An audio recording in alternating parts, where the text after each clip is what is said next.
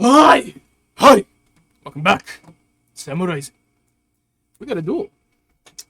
Between myself, Ryutaro, and Mitsuki. I'm Yutaro, cheerleading for Yutaro, whoever wins. whoever wins this. It's probably gonna be Mitsuki. But I'm gonna try. Yutaro, feeling a surge of confidence, challenged Mitsuki not to a spar, but to a proper duel. So we will be using the dual rules this encounter.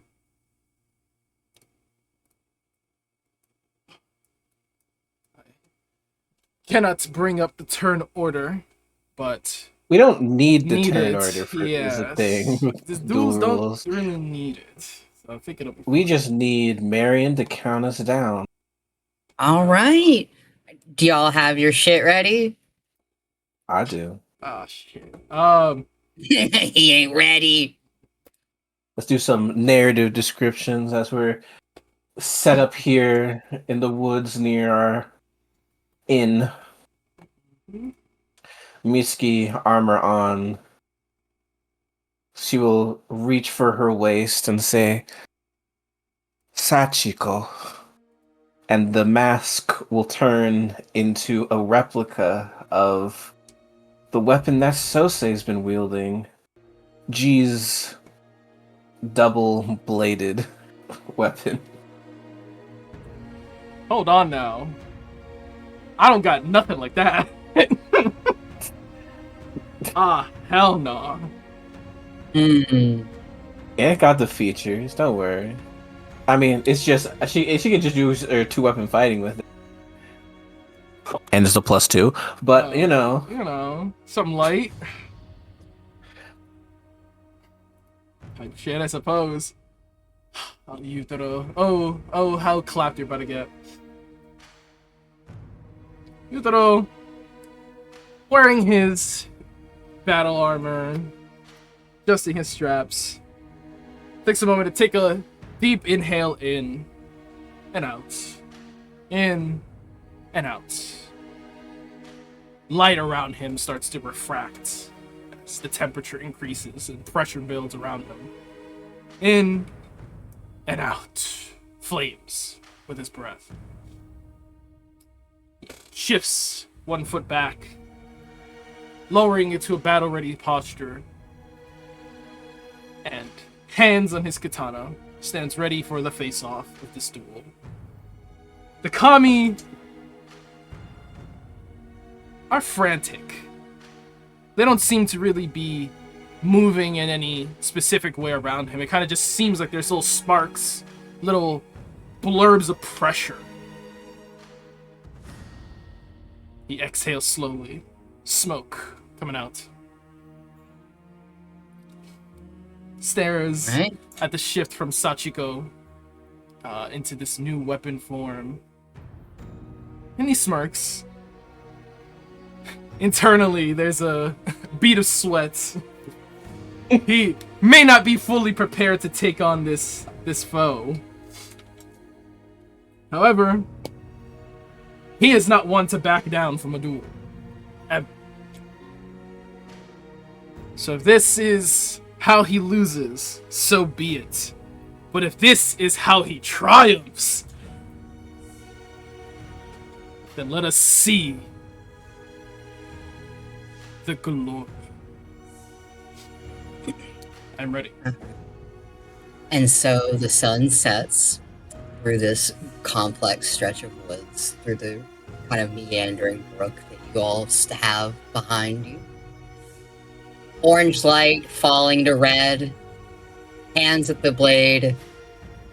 3, 2, 1, go.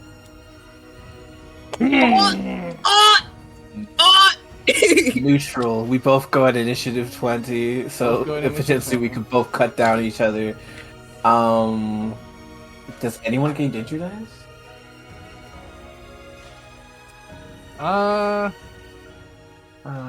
Neutral. Funny predicament to be in. If two characters choose the same number, both adopt a neutral posture, and each gains 2 danger dice. Hmm. Add 2 dice.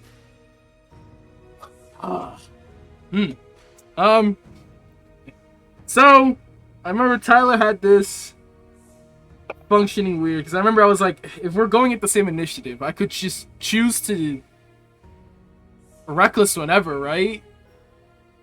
But by that definition, I would have always reckless at the beginning of the round. So I think, Yeah. by that logic, I'll rage. That will take effect immediately. Oh, you two are raging? What? What? Nani? Who would have thought? I think there's a small crawl of his heel on the ground. A signal that he's just about posturing to move his weight forward. And then an implosion of force from the kami.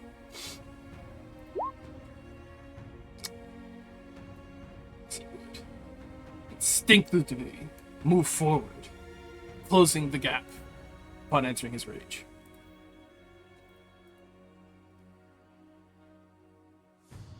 And I believe he is going to attempt a reckless. Now hang on. Not yet. But I'm telling you, I'm announcing it. He will be reckless. Yes. attack. Yeah. And I am telling you to hang on.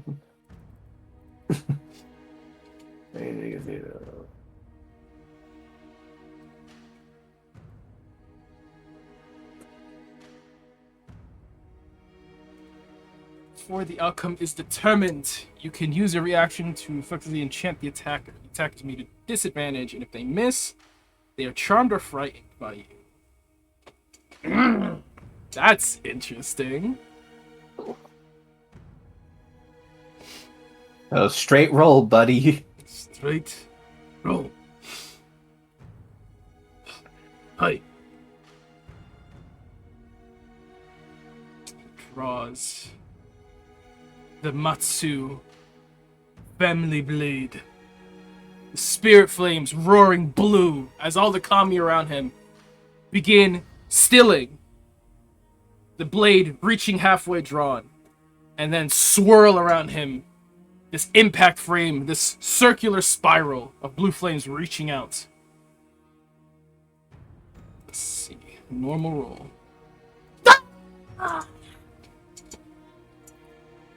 You can't keep getting away with this. He just might. Ryu Kata.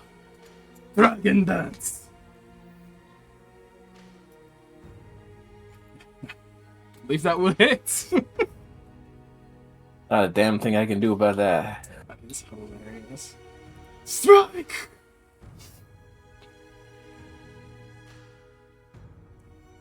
Okay, that's 13, 15, 22.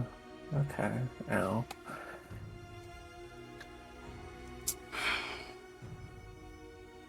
Oh. Here's where I have to take a gamble. Perhaps it is a good one.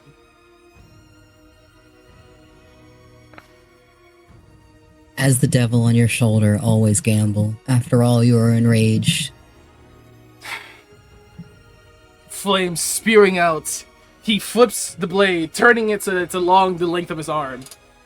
And he brings it forward towards Mitsuki like he's gonna slash at her throat, but it stops way too short. The light, bending, channeled towards her eyes. Hirokami Kata. Ethereal exposure. You try this every time.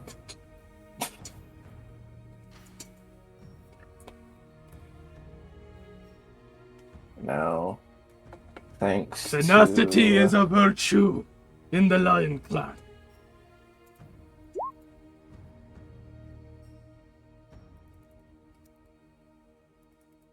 Not apply here, not a dexterity. What you said? That would not apply. Oh wait, nice.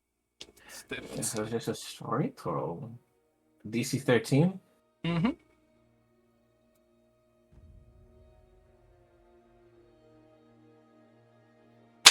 Ooh, good. Ooh.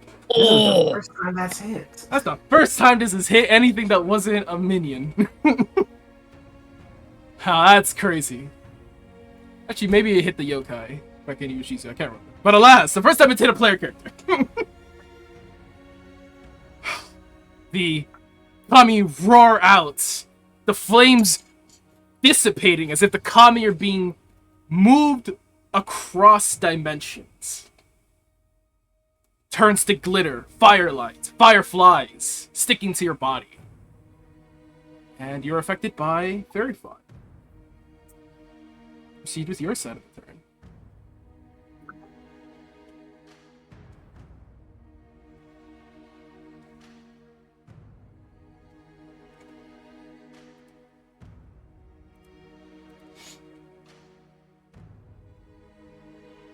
That's your turn? Mm-hmm. Oh, right. Well, big ouch. But her blade, after getting struck and showered in these sparks, she readjusts to the weight of her new weapon and spins it like a propeller blade and strikes back. Hit. This Goes to parry with his blade. The force overpowering for a moment as that will strike.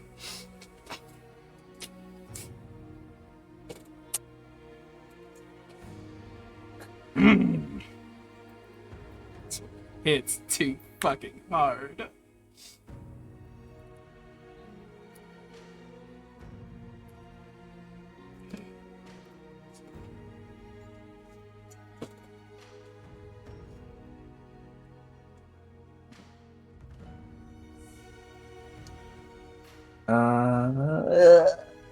what do I want to do?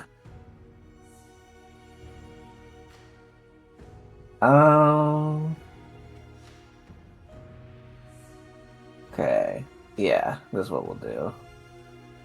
Second swing.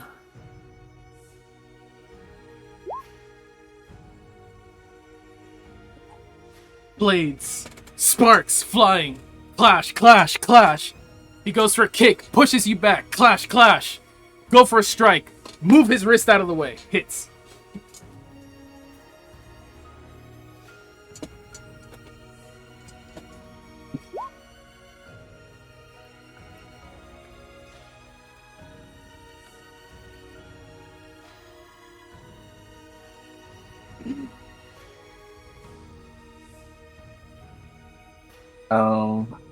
And on that one, as the energy pulses into him, you'll see some of it start to come back from him and fuel her as she uses Inspiring Smite to give herself some temp HP. Oh. That was a big hit. I didn't like that.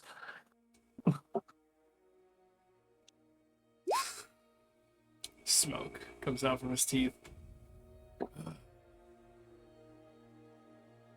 I did not expect you to be wielding these blades. Certainly strike harder than before. They're quite beautiful.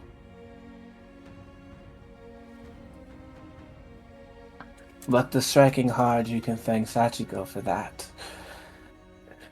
Then she'll attempt to plant a foot against your chest and shove you backwards. I think I would have to nat 20.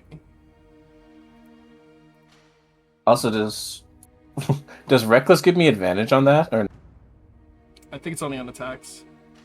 okay, in that case, yeah. Then you get shoved back.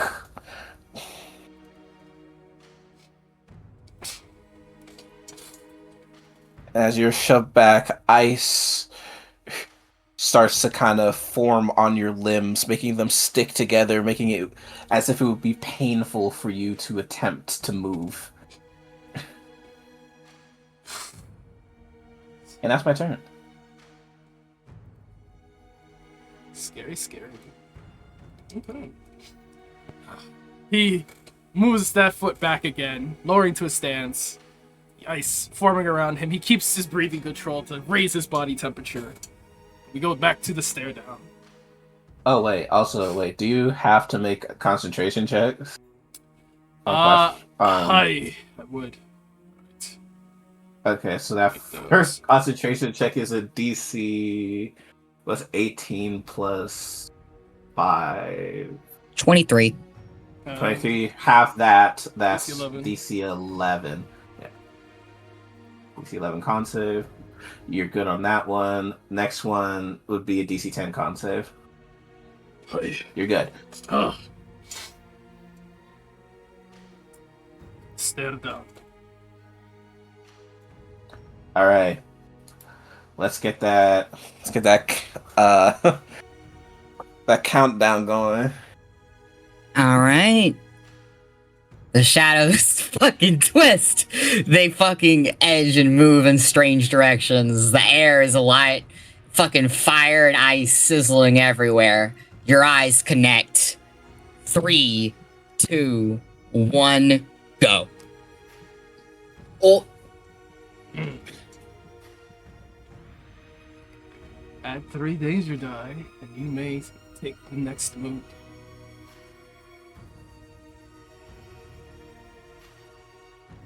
Okay.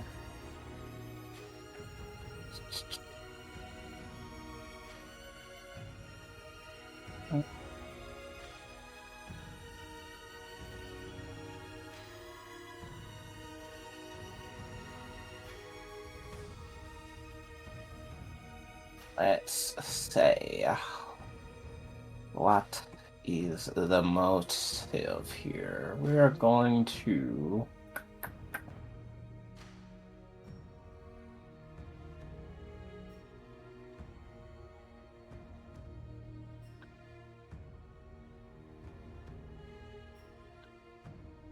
Does this work? And in one disease, all condition. Okay. I wouldn't suppose lesser restoration could remove fairy fire, could it? It'd have to be like a dispel magic. Yeah, dispel magic. Tragic.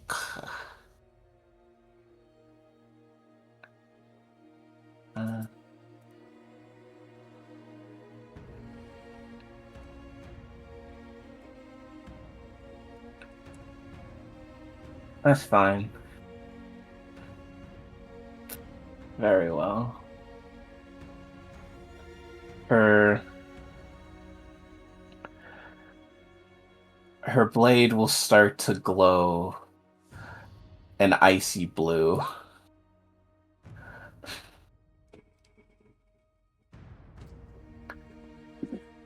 And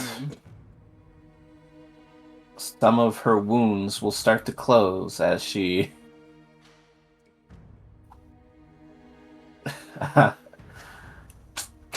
that's not even a spell, it's just lay on handsing herself.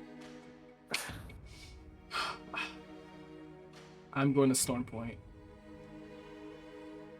Whoa! I need to remember correctly. Storm Points have any specific rules for attacks or spells.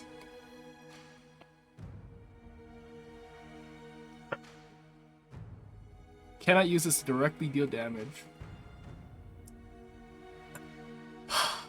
What are you trying to do? Fortunately, that would deal damage. I could not use that. Yeah.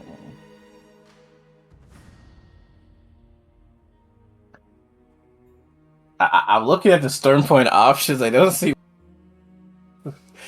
Unfortunately, Hurt unless Tyler would allow me to forego damage on some binding bow shit, but I don't think he'd allow that.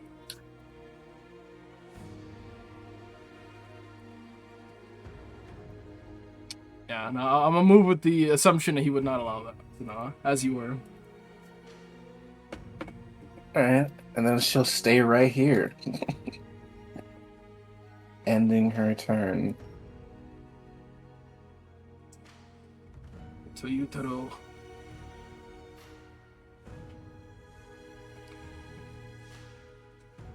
Takes breath in, air around him, raising in temperature again.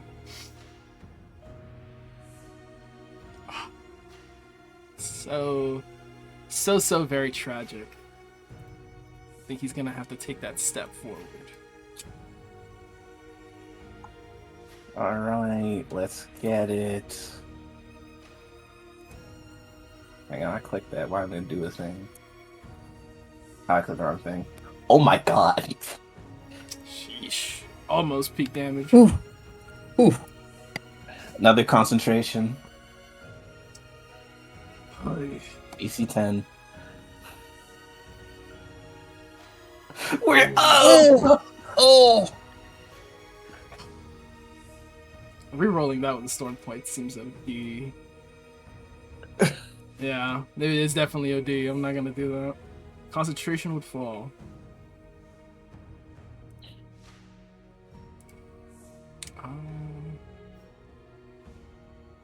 As the ice shatters and he sort of tears his skin and muscle to move, he sort of stifles in his concentration and the sparks on her dissipate.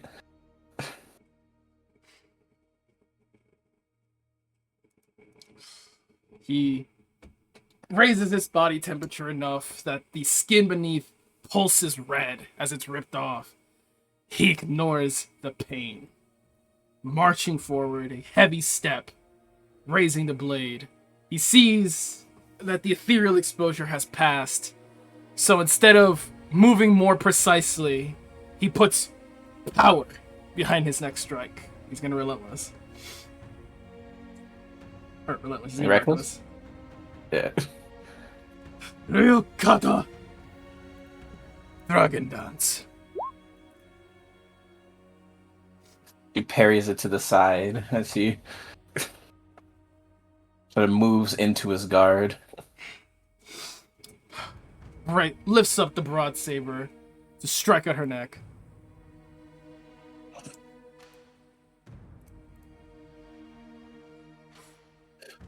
Ducks this one, but for good measure, also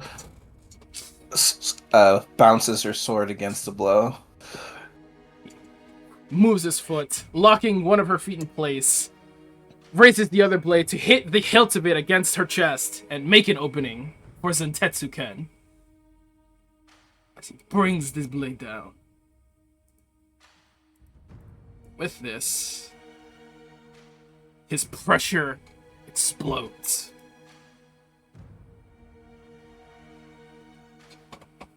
She will twist her wrist so that the blade sort of moves out of it and deflects the strike. And she will kick her leg out from underneath him, unbound, as she catches her blade again. And if that's the end of your turn, she'll start striking. Well, I think we go to stare down. Oh, right. Stare down. Hi. Alright. I believe that would be his turn. Hi. Alright. Yutaro, you're getting your shit kicked in. Can you come back from this? Hell no. Well, we keep going. We commit. We stay strapped in. We stay locked and loaded. 3, 2, 1, go. Okay. 3 more danger die.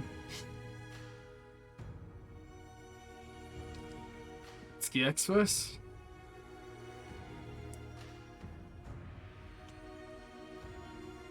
Alright.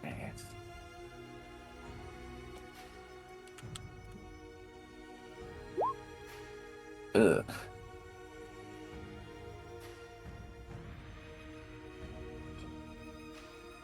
Does that hit? Clash, clash, clash. He kicks you back. Clash, clash, clash. You find an opening. That hits. Damn.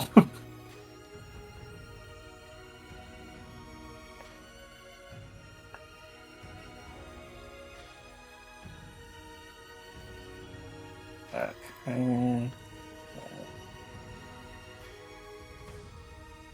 Just making sure I have the right things selected. One. Divine favor. Mike.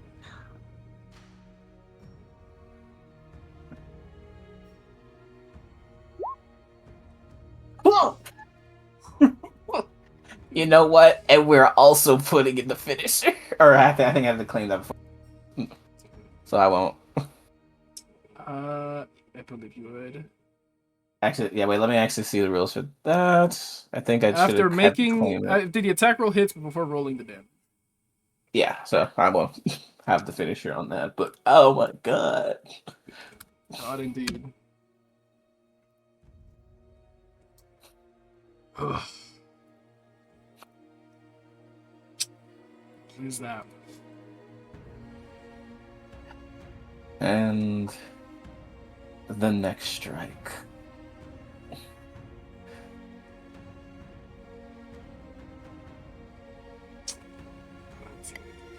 Oof. Now we'll put the danger dice into it, which means you're not resistant to this damage. He huffs, clearly disoriented, losing his balance. You see him drop to a more defensive stance, trying to catch his breath, stop the concussion from knocking him out too soon in this fight. He needs to hold out. That will hit. He's just not able to move quickly enough to stop her.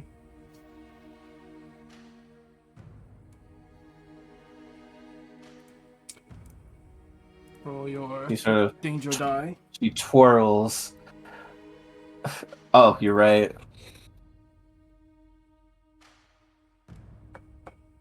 That's a 29 total. Oh, unresisted damage. I know you got shit. How do you do this? Don't you have your orc thing? I do, but I want to interrupt you. Alas. Fine. Fine. She would, as he goes trying to recompose himself, she'll grab him by the chest, sort of toss him a bit, and then cut him mid-air with a twirl. He lifts the blade to parry it, but this strike is too refined, too precise for him to actually be able to parry this in time. And you cut. You hear him land, a tumble, a roll. And that should be the end of it. Then you hear his fingers dig into the dirt, nails pressing into the earth as he picks himself back up. Pressure emanating from him, the ground scorching. He is not done yet.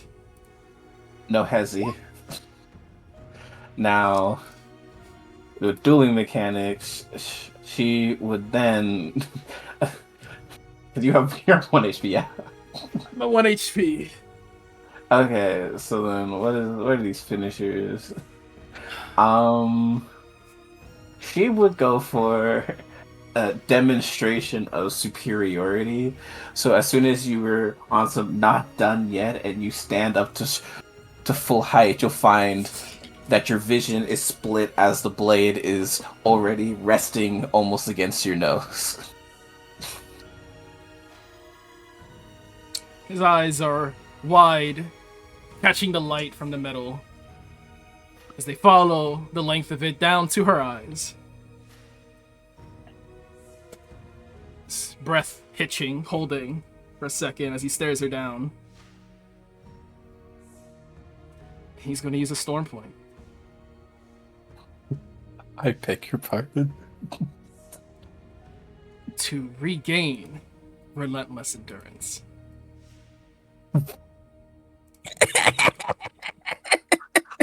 And his eyes light.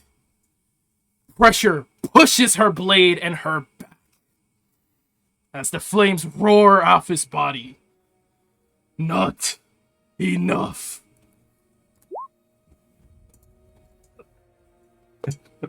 Surprised by this, she spins the blade back to strike him as she's pushed backwards.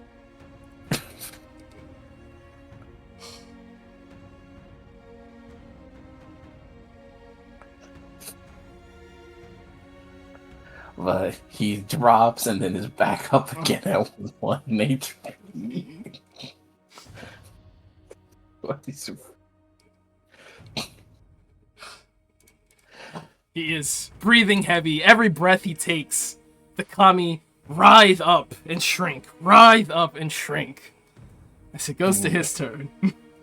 Yeah, in that case, having done all that and he still wants to keep going, she'll grin, hold her arms outwards, and say, "Show me then." Days like these.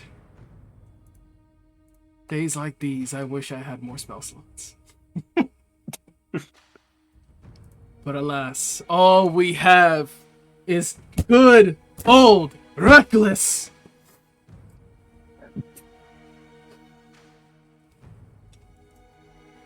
I submit once I am beaten. Make me. He will use his inspiring devotion to give himself some temp HP.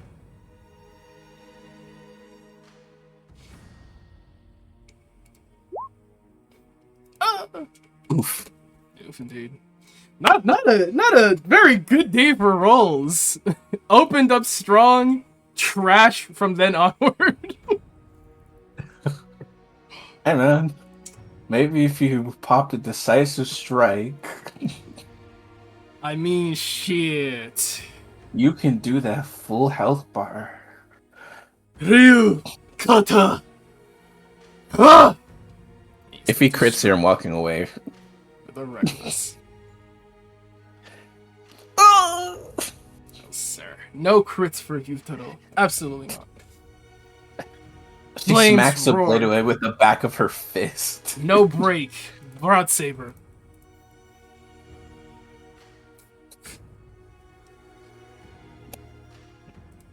She just moves out of the way of that one. Like, you have no fuel left. No break. Zantetsu Ken. And then this one, she just catches with her hand. Just... Puffs and puffs. And he grins. A small, restrained, tired chuckle as he looks at her. And we're gonna go to stare down.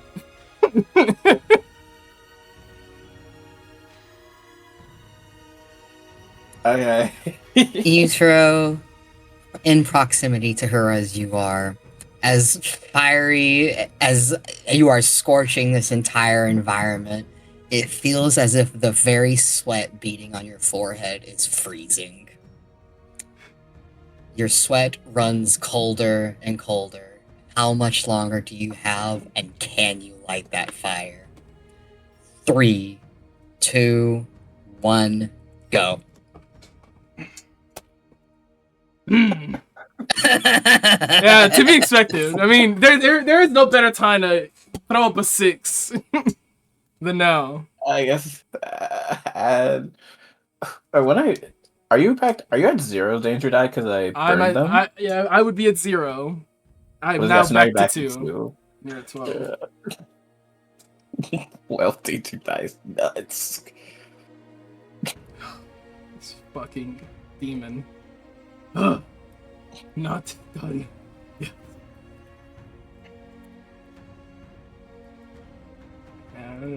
Well, we go at the same time, I will be Yeah. recklessing. I'm gonna use I'll my let bonus you action. go and see if you can actually do it. Yeah, fair enough. You were reckless, and with this bonus action, use Inspiring Devotion again. Though, shit. I remember I started one turn with 10 HP. And I was like, I would take damage and then refresh to 10 HP again. So I think instead I'll do that. I'll use my Inspiring Devotion after being hit. But one hit from Mitsuki might actually just be enough to take me out. Yeah, no, one hit from Mizuki, you're over, so No. just use it. I think that is the issue. We go for an 8. If we get one more 10 HP. That's one more. Type shit. Ah! He's going to strike with everything he has left. Ryu. Kata.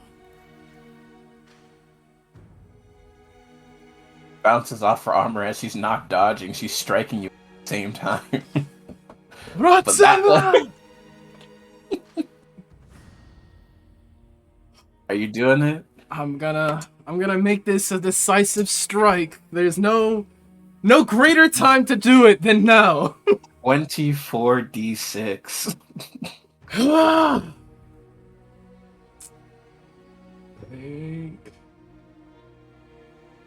Like there is nothing else he could add to this.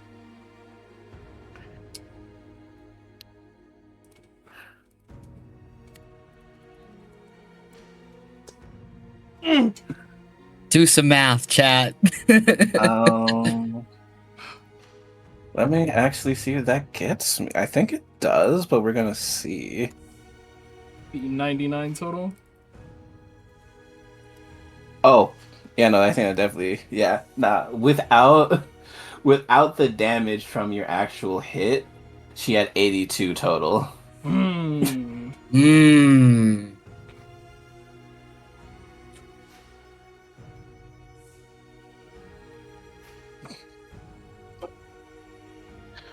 I guess I'll ask, does he make a... Oh, no, he doesn't have a third attack, so that's just his 2. Now let's see what Mitsuki did to him. Can absolutely attack one more time. I thought you used your bonus action already to get the temp HP. I'm using 2 light weapons, baby. Yeah, you missed your first attack. And then the second one, and then I can make one more. With 2 wielder. You With still the get Nick property. 3 attacks when you use that shit? Okay. Yeah. As long as they're light. Oh, where the fuck is it? Yeah, make the next one.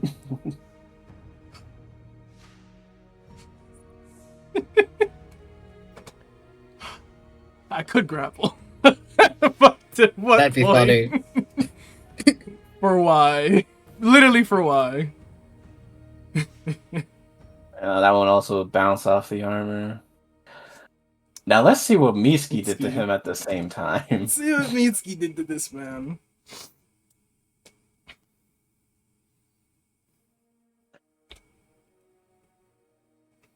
That's a hit.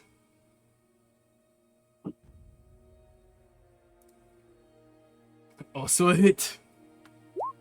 And a hit. Alright, so you have the spell class for all these to be smites? I do. Okay.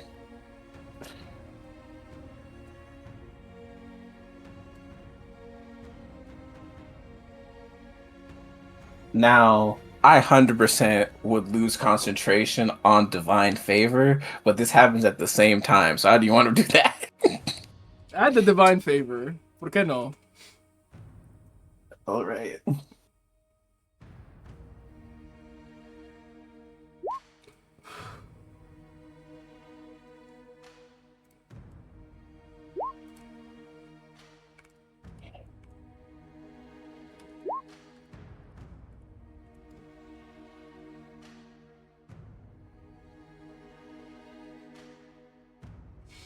And she would have also added the decisive, it's just...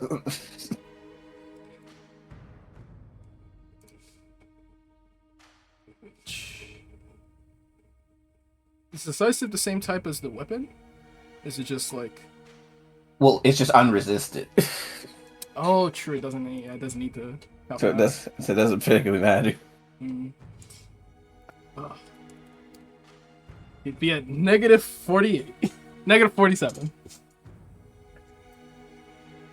How negative am I? It was 99 total. Yeah. I'm minus 17. Oof. Yeah, 99. Yeah. So with this, You want to do 3 strikes dual, of absolute. twin non-lethals for this description? Uh, I mean, we could do twin demonstrations of superiority. I think the issue is we're both just like, well. no, yeah, we're both doing. Me debating if you go for fatal because she knew she could back and did not think he could hit her.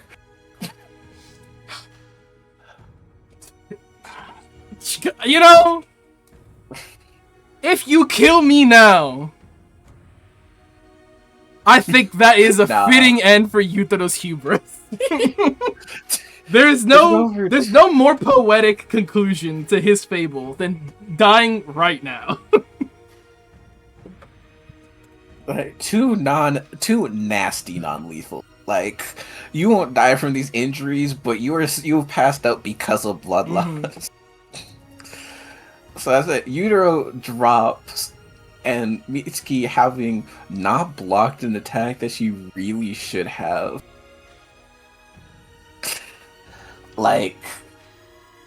it's a very guttural, frustrated noise as she slowly drops to a knee, then to the second knee. Then Sachiko turns back into a mass. Down. I think Issei Yutaro is still gripping both of his weapons with a vice grip, but he's down. He's looking at her across the dirt and the grass, and he starts laughing.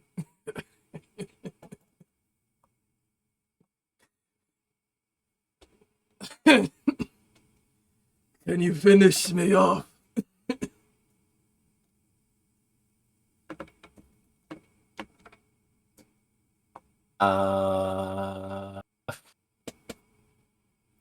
One sec.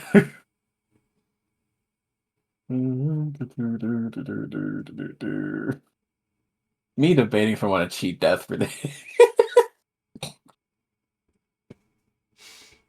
I mean, shit. Oh wait, I can just wait. If you use it, you add double. Oh wait, yeah, no, I'm just gonna recovery of life. Starting point for recovery of life. Jolt alive. Yeah, jolt of life. What's their proficiency bonus? Is it 3 right now? 3 right now. Just out of pure spite, Miski brings herself back to standing. Walks over, wound that took her down, still like causing her trouble, but plants her foot upon Yutaro's chest.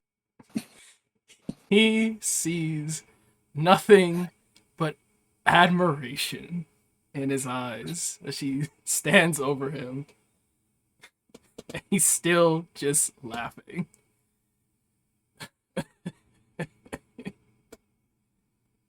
You are the better warrior. Heals over. He gets healed for 10. And she heals herself another 10. As she depletes her lay on hands. And just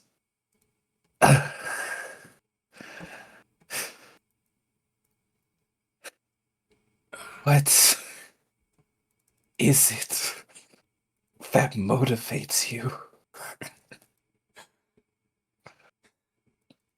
Impressing you. He rolls back onto his back, still both arms splayed out, looking up at her. She clearly is like, it's an expression of impressed weariness on some, how did you do that to me? But also, how dare you did you do that to me? Like, I was balling a perfect game and you cut me down. But she still is impressed nonetheless. But we'll still ask, to what end?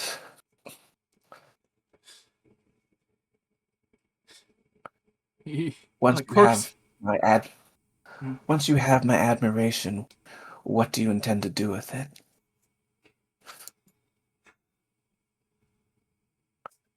He quirks a brow. He's not really. He doesn't have an off the wrist answer for that. Keep it.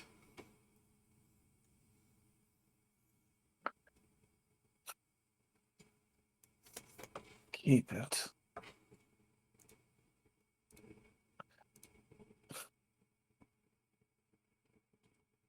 Honestly, I may be the one standing, but at best I will call this a draw. I cannot claim victory.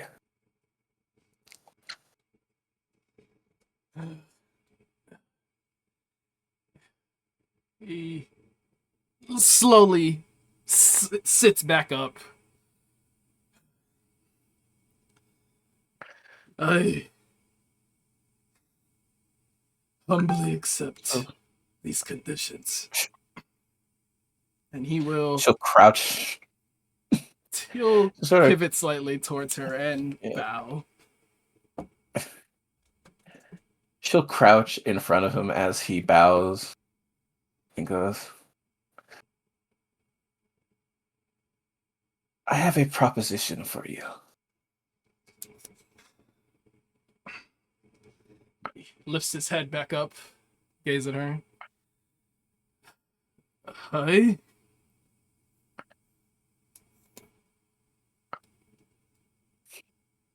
Sort of like looks around to like see if they're being spied upon, and then kind of shrugs regardless of which.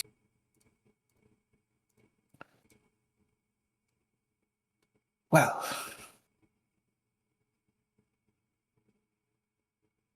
I find you rather suitable.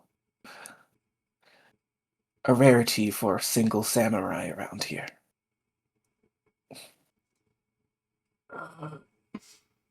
Suitable for? You have a mission for me.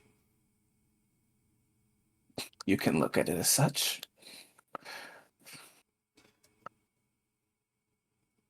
He, Would you consider joining our families?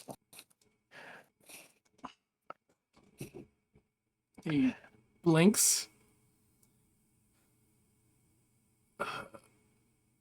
How? Her turns to blink at him.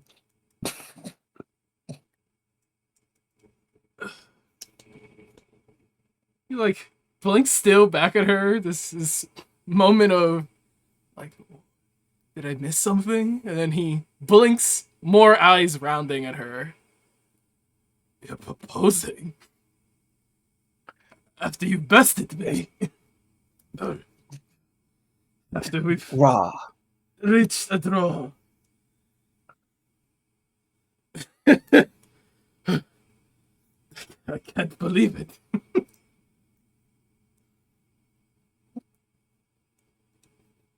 He looks up at her again. Are you serious? The most deadass of expressions on her face.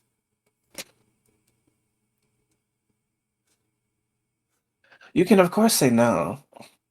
There is the shenanigans of inquiring of our parents, of course. I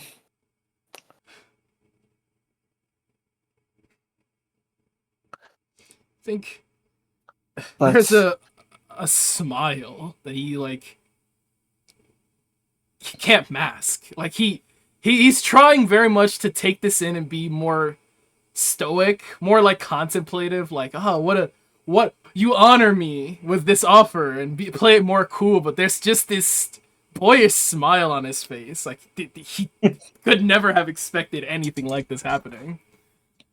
And then he blink something dawning on him as she mentions talking to their parents. And he looks down and keeps his head down. still continue. I sort of had a pseudo arrangement with my father where I refused to marry any man who couldn't even best me in combat, and well, you've brought me down, make no mistake.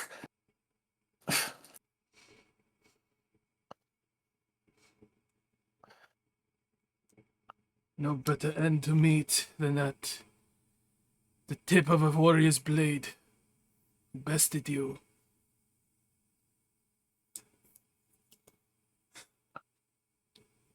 And what better proof that a warrior could take care of me and my family?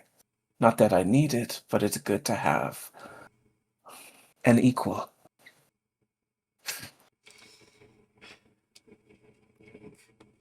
Behind the curtains, you don't feel any pressure or heat coming from Yutaro.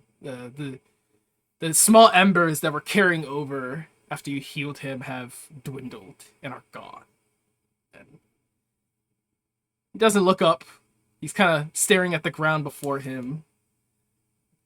It's very much clearly the visage of a man deep in thoughts, contemplating a very tumultuous decision. Behind the curtain, this man is shell-shocked. He's never been in a position like this, where he has to refuse a marriage proposal.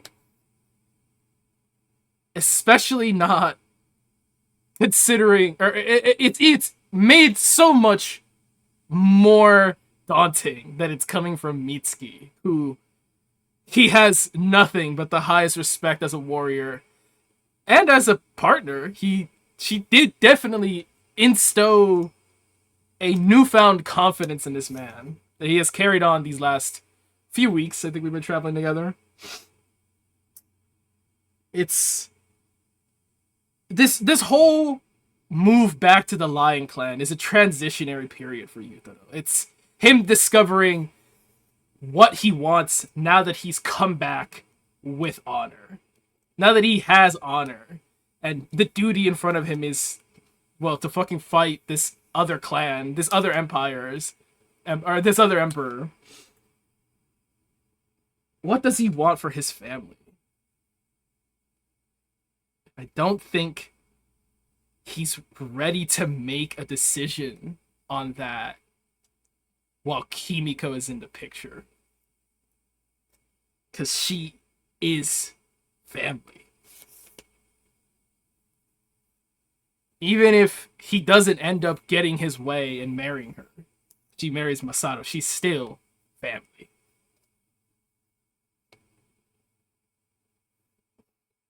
And I think that dawns on him now. The idea of, like, no matter what ends up happening between him and Kimiko, she's not going to be out of his life. And not to say that he wants that, but it is something that he has to accept. He has to live with. That if things don't work out, she's not going to go away. And if he accepts this offer now, he has to face her and tell her that he has taken this proposal. Not that he's been put in this proposal and that he's going to try to find a way out of it or, you know, what can be done. We have to do our duty. It's a choice he has. A choice that he really, really wants to take. But he shouldn't. Not while those doors remain open. He has to go deal with his business. So he'll look up at her, meeting her gaze, and she would see the look of a man, not desperate per se, but certainly caught in a trap that he's trying to work his way out of. And he's looking at her. I believe you deserve someone whose convictions are not wavering like mine.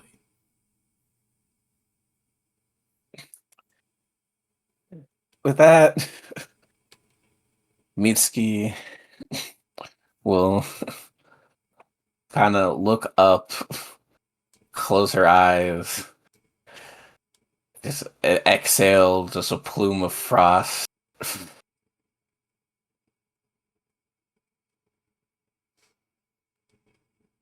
Sighs.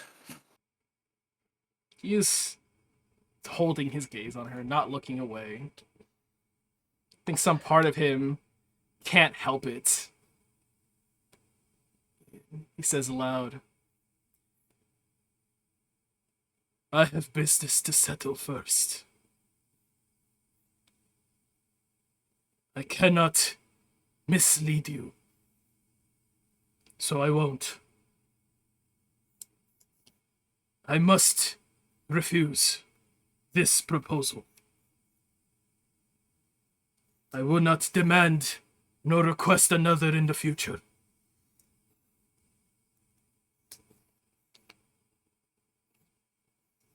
I think the quiet part that he's not saying aloud is, but after this, after I've settled within myself, if you offer me it again.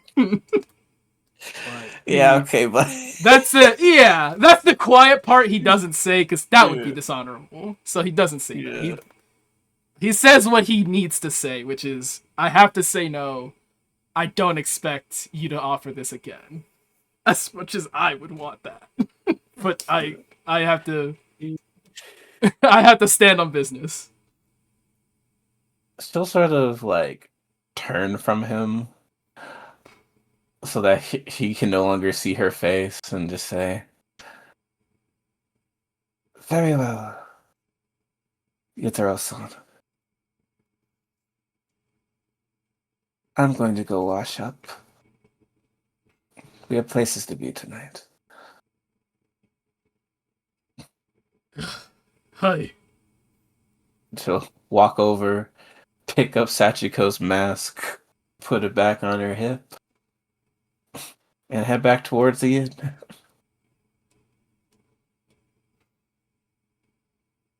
think he watches her go off.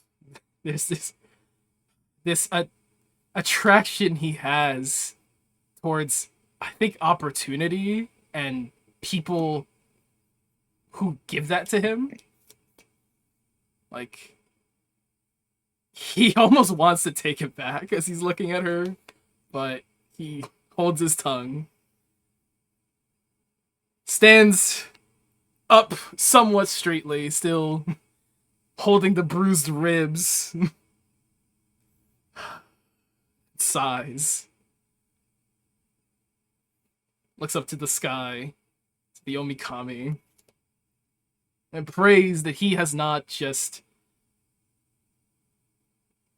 thrown away something beautiful.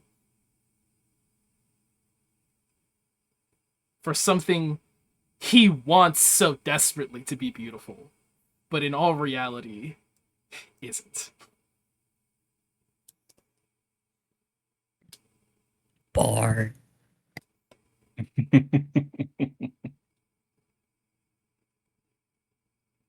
He will also go to another section of the river downstream from hers and get washed up for where they're about to go. Riffer, I went back to the inn. Oh yes, that's right. This map has thrown me off. To the inn. Get washed up. I think this man is. Hell, if there's hot springs around here, I fucking. pissed. That'd be sick. This town gives me. It has hot spring vibes, but You I don't know, know. or at least a bathhouse. Certainly a bathhouse. You thought I was going to be thinking about Mitsuki for the remainder of this section of the campaign. Yes. Until he is settled with Kimiko, she will be haunting his day and night. Let me find a image of Mitsuki later.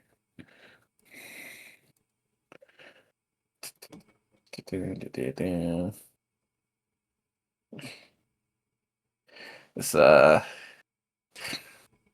an accurate representation of Mitsuki later. Ooh. Ay, nena. Forgive me. I'm just a man. Man, it looks like Alto was right. Alto was very right. He's too loyal. Sometimes he's right. Loyal to a fault.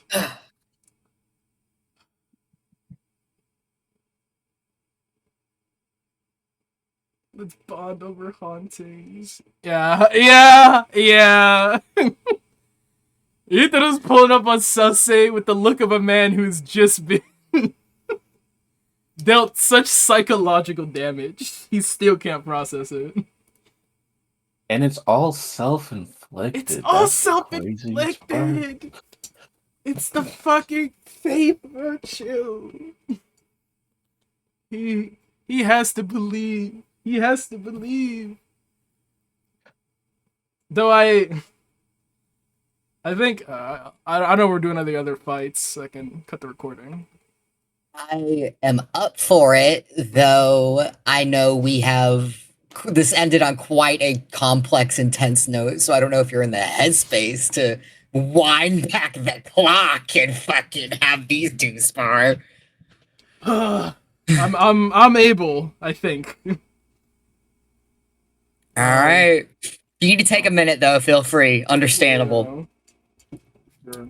I'll give some Yutaro contemplation post this. I think he was sitting on Hayato's advice since like the stuff with Kimiko happened at Iwashizu of like the way she wants things to be. It's just not the way. It's not gonna work out as long as Sosei is alive. So either Sosei has to be out of the picture, or you have to give up on Kimiko type shit. And Hayato, that's not what Hayato said. Hayato put it a lot more of an elegant way of like, what do you really want? How are you gonna get that? Is that feasible? Are you willing to, lie to make that happen? And I think the lying part is really what got Yutaro stuck.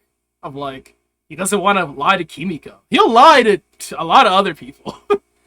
But his family, he does not want to lie to. Explicitly so, the family he does not want to deceive. He does not want to end up in a relationship with Kimiko where it was founded on the idea that like, oh, I lied about Sosei. And he could. Still can. I think that's where... That's the headspace Yutara's been on. Is like, next time I see Kimiko, I'm either playing up the idea of like, well, we got it figured out, not an issue, all clear, even though that's a fucking lie. Or he tells her if she can't accept the way things are, then he can't change for her. Mm-hmm. And I think Mitsuki has made him want to lean more into that second option. Not because he thinks he's gonna end up with Mitsuki, but I think because it revealed a very toxic truth about him, which is where he wants to be. I don't think Kimiko wants to follow. And he does not want to drag her there. So if he has to let her go to get to where he wants to be, that ultimately is the more honorable thing to do.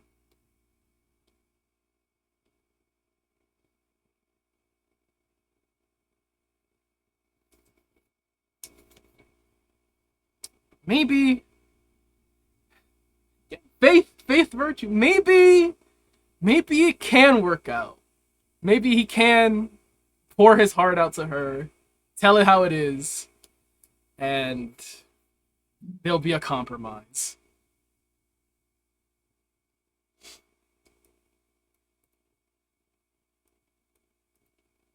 Me, Sam, big doubt.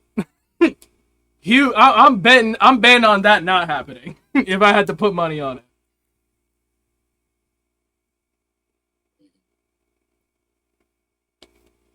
But we stay loyal until that moment, at the very least.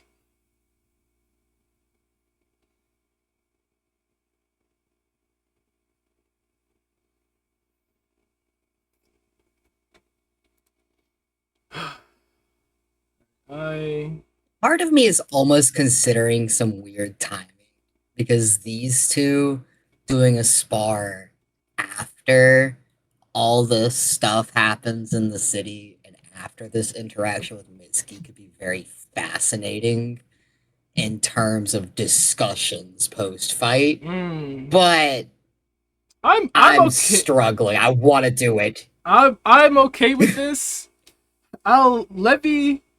I don't know how Tyler is gonna handle dual resource expenditure. Like, if it's not like with an NPC, do we still count it as we use those resources? I want to operate on no for the sake of this spar, because this spar isn't necessarily what's the word? Consequential. It is kind of more them like exploring each other's abilities. Is that like me losing this fight means I get robbed? I think I'll the one at the spar. Okay, if it's a spar, then I feel like it's fair game to resources not being used, but also like I guess it would just be easier to have the timeline-wise happen at different time. Yeah, but I want to enable some me Yutaro venting to Otto and Otto telling this man he's a fucking dumbass. Yeah, I think it's as much as I want to do the duel and I was strapped in and studying, I think they could have a really cool talk post spar. Right now Yutaro is he's been on that fence of what the fuck am I doing? Like, what the fuck do I actually want? Am I willing to start lying to get there? And I think after this he's like, I need to close the door on being honorable with my like romantic life so that I can start being dishonorable everywhere. And start really lean into that like any means necessary. We gotta do what we gotta do.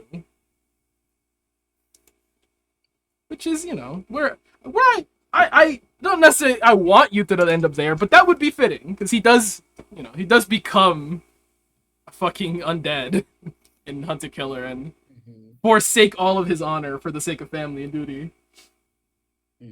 I know how to play a dishonorable Yutaro. He's much more of a bastard. We'll pen this in for the future. Post adventures in this fucking city. I am sad because I really want to do this, but I think narratively it'll be better. It'll be better if it happens post leaving the city. Primarily post leaving the city, as well as having just had this entire complex duel with Mitsuki. Because I think they have some things to talk about. I think it can happen after the duel. I'm still down to have it happen after this. Like, you can take a short rest. You know, if we're willing to make some stretches. I think because if it were a duel, I'd say I would just short rest and run the duel with less resources. I didn't expend all my resources, man. I still have some stuff. But because it's a spar, I think we could just say I'm at full resources and operate from there. All right. So for the Now sake- here's an actual real tech. Let's take a nap. I'll see you in the dream realm. I mean, actually, that could be fun because then we don't have to get unclothed. We don't have to like do every. I mean, That's the real tech. I mean, for a spar, I'm down. We could do that. I think that's good. That's a good catch. Duels, All right. duels are in the eyes of gods and men. Sparring, we could do that shit in our sleep. All right. So let's say, just you probably need some time to collect yourself.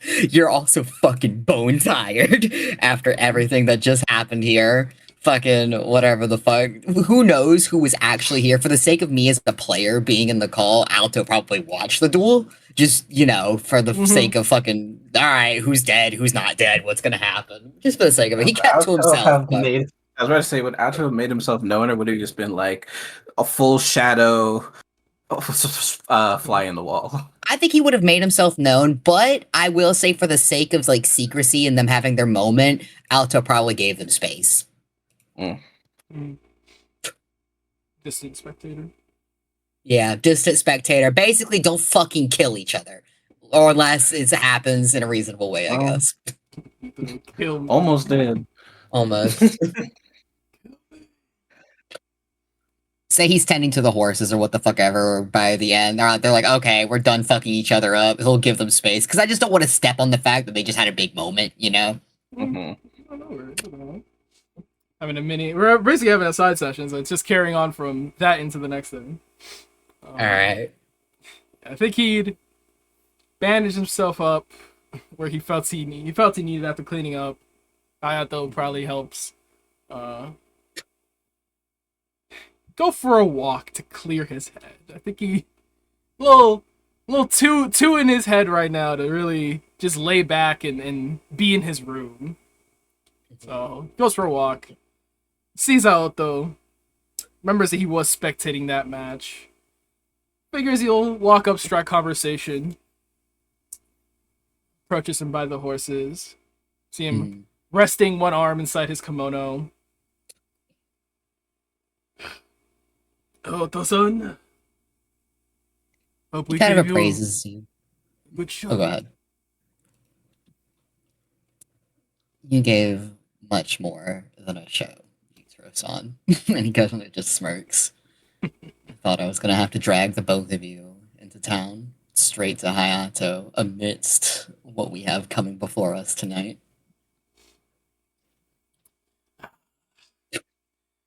I only would have died.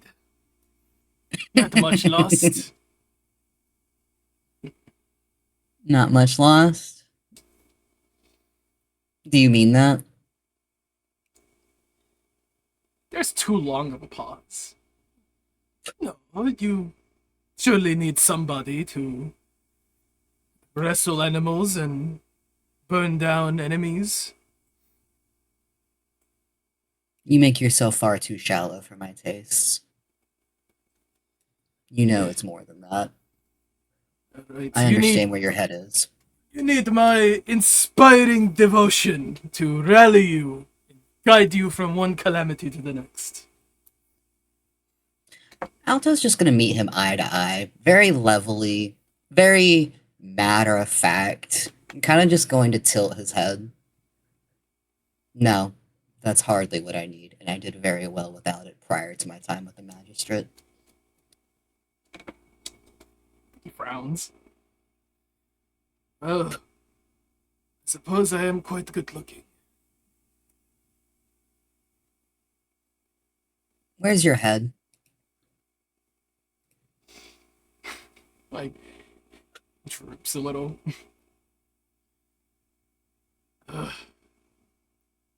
Everywhere but where it should be. Suppose I am lost in feelings. You want to sit? I go sit somewhere private. Say they're like under a tree or some shit. Sunset. It's definitely getting darker and darker, but they've got fucking time still. Alto it's kind of funny, but he kind of like brushes a few leaves out of the way, gives Yutaro a spot, kind of pulls his knees to his chest. Is just silently watching him. Kind of looking at first to see what he will say versus what he needs to probe on. Just kind of doing an initial assessment of Yutaro, his body language, how tired he really is on an emotional level rather than just a physical level.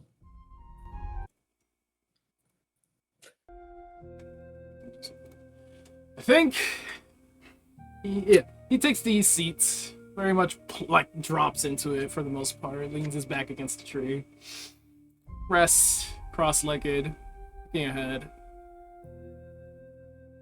A lot on his mind, very clearly. Much more heavy-minded than when he walked in with the Bayoshi Hayato. He waits for Kyle to get somewhat comfortable, kind of collect his thoughts. Not really sure what he should say, what's right to say, what's wrong to say. He just starts saying. I've just turned down a marriage proposal from someone I had no business refusing. Kind of raises his brows. Kind of is like pondering that. He's taken a little aback, like he's a little surprised by that. I imagine it due to what you still will on your mind, what you have not yet gotten closure with, what still lies an open door. Eyes kind of narrow a little bit. There's a shame, probably, that kind of glazes across his expression. How can I call myself a devoted husband when the one who holds my affections I would so easily cast aside?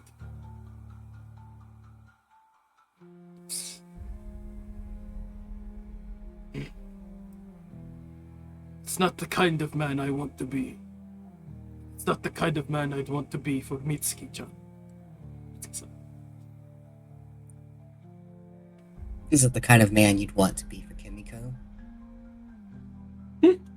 Shakes his head. Oh. I refused because I still want to be. He like pauses. Someone of importance to her. Nods. Forgive me for my very brash line of questioning here, but why do you want to be that kind of man for whomever it is that you ultimately realize is best for your future? Why do you want to be a man of honor? Is it for yourself? Is it for them? Is it for your clan? Where does the truth of it lie? He reflects on that.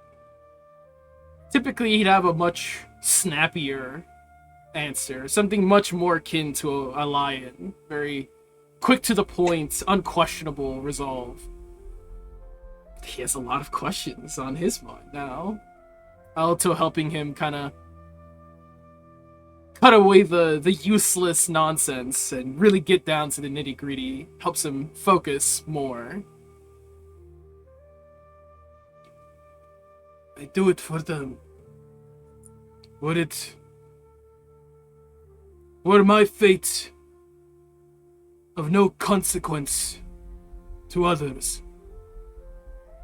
I would do whatever it takes to do right by them. But if I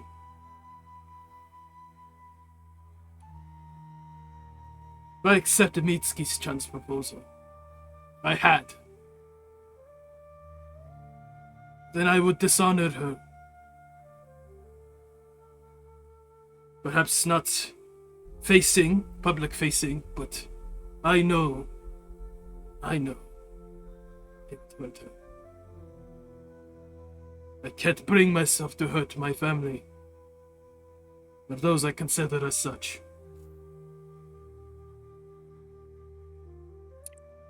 There's such a softness to his eyes, like a relaxing of intensity to him as he kind of just properly listens to Yutaro, praises him.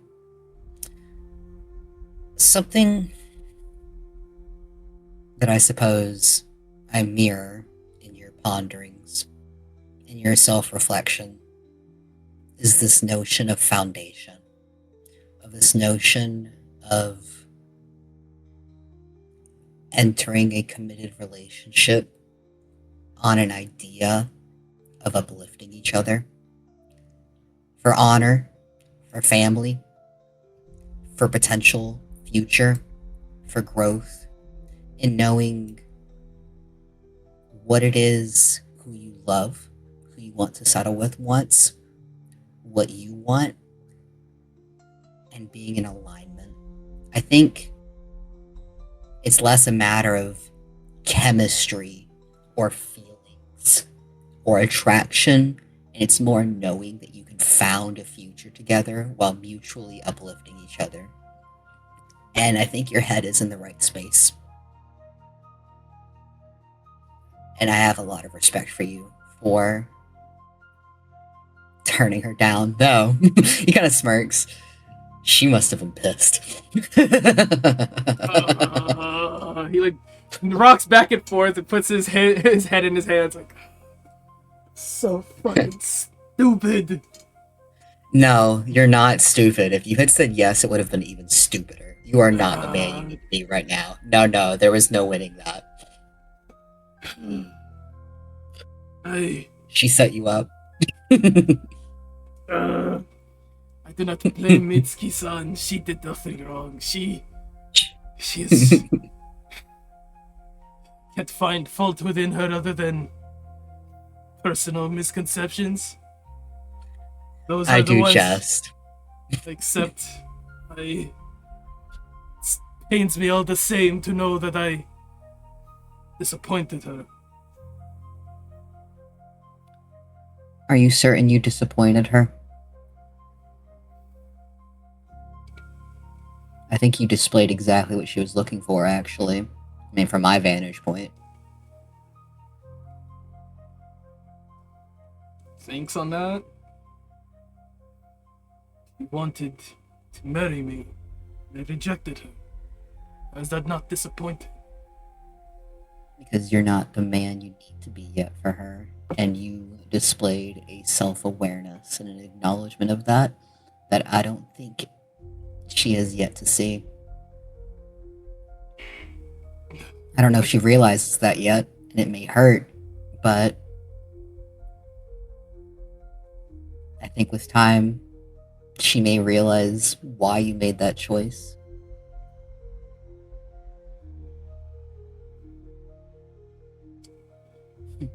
Rests the back of his head against a tree, kind of staring up at the branches. This is the second woman I have some affection for, that I have found a way to turn away. Like, you see the pressure building around him for a second as he kind of clenches his hands to fist. I did not get to say what I wanted. Puffs out some smoke. I don't think it would have mattered. Would it have been right for me to beg for opportunities I do not deserve?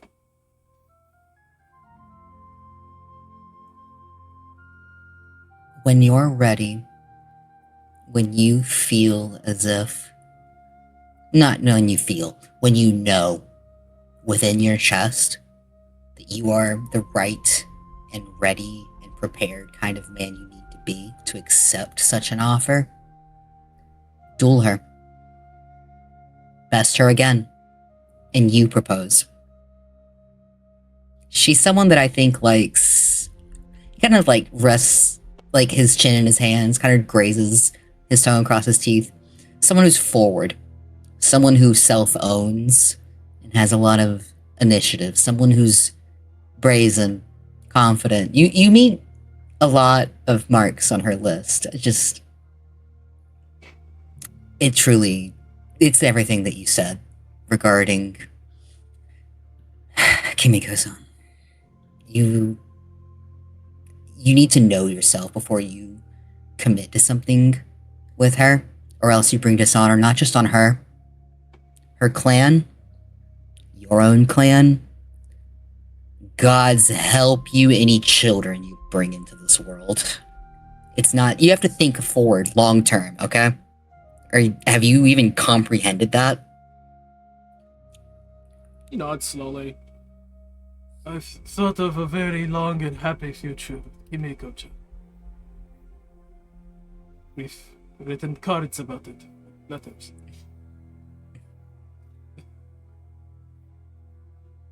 Fantasies. I would say fanciful delusions or reality.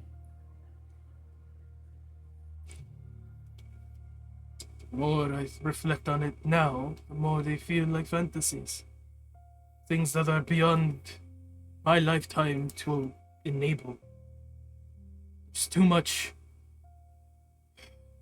pressure.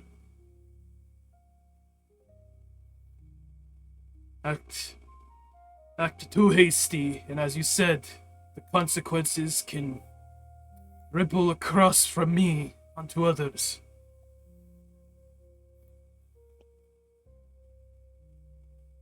And to take no action, feels so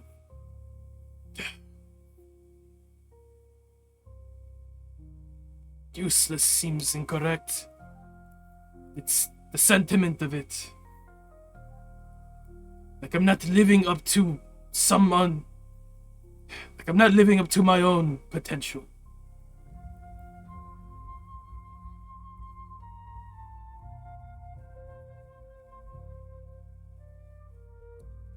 I'm not here to make you feel good about yourself. I'm here to be objective with you. I say this in that the level of self-awareness and honesty you're displaying right now shows me that you are living up to your potential. He kind of rests his chin on his knees. Please, you are hard on yourself in so many corners where it is ridiculous. You are not hard enough on yourself in the areas that you really need to be. You are a little insufferable in that right, actually. Itra kind of just leans over and just kind of grips him by the shoulder. I don't think you're a man capable of not living up to your potential. So stop that.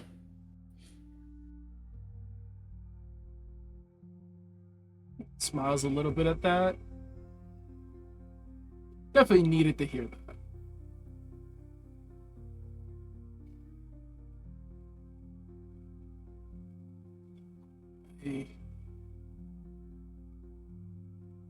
I think he'll say that. I really needed to hear that. Bows its head slightly. So, go forward in your training with an understanding that you have a choice to make. You have a heart to win, not just hers, your own heart. You need to prove yourself to yourself. Alright? We can all well see it. All of us. But you seem blind to your own flame. I suppose the perspective bias that you sit in position to it. So, train, study, learn her. Learn of her family. Learn of stories. Learn of childhood experiences she's had. Develop something. You're both talking of marriage. What do you know of her father? What do you know of her siblings? What do you know of the smell of the trees where she's from? There's so much time to build something with this. Take time with that so that you can be genuine in that you know you've had years at this point, Kimiko-san. This is a woman you can get to know. And then when you're ready, you can come at this with, I think, an open heart. And you can recognize that if this is the choice that you make, you can approach it earnestly, beyond some short-ended, fiery impulse decision of what's right for you, what's right for your clan, what's right for her. Do it because it genuinely is the best world for the both of you.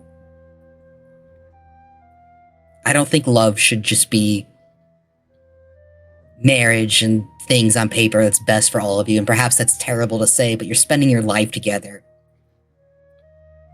Hell, who knows what the future of the magistrate is? What that will do years from now.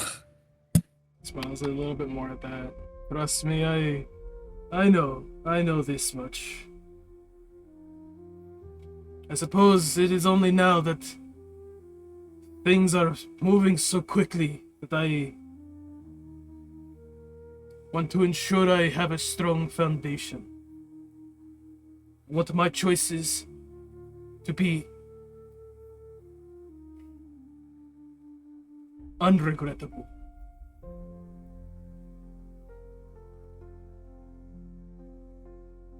Thank you. An approach it Hasan. honestly. I believe I have settled some doubt. And you'd be a fool if it was. Hang on, brain wording. You'd be a fool if there was no doubt remaining. He smiles. It'll come with time. You don't need to rush this.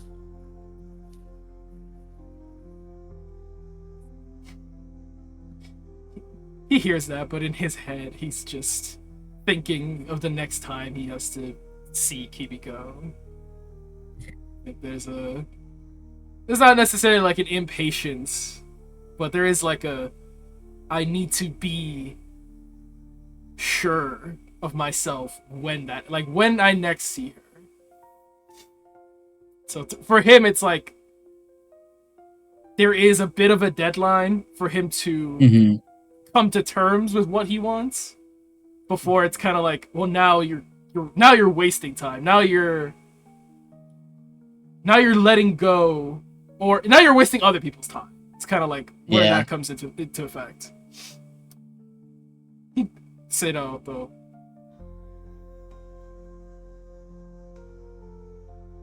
You don't have any subjective input into this, since you don't know Kimiko-san all that well.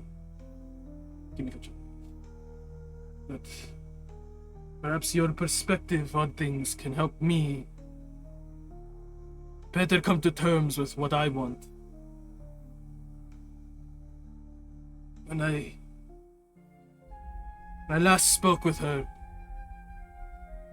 she gave me the condition that we were over unless the next time Sosei arrived before her. The next time I approached her with any such feelings. That Sosei no longer be in the condition he is in, or that he is dead.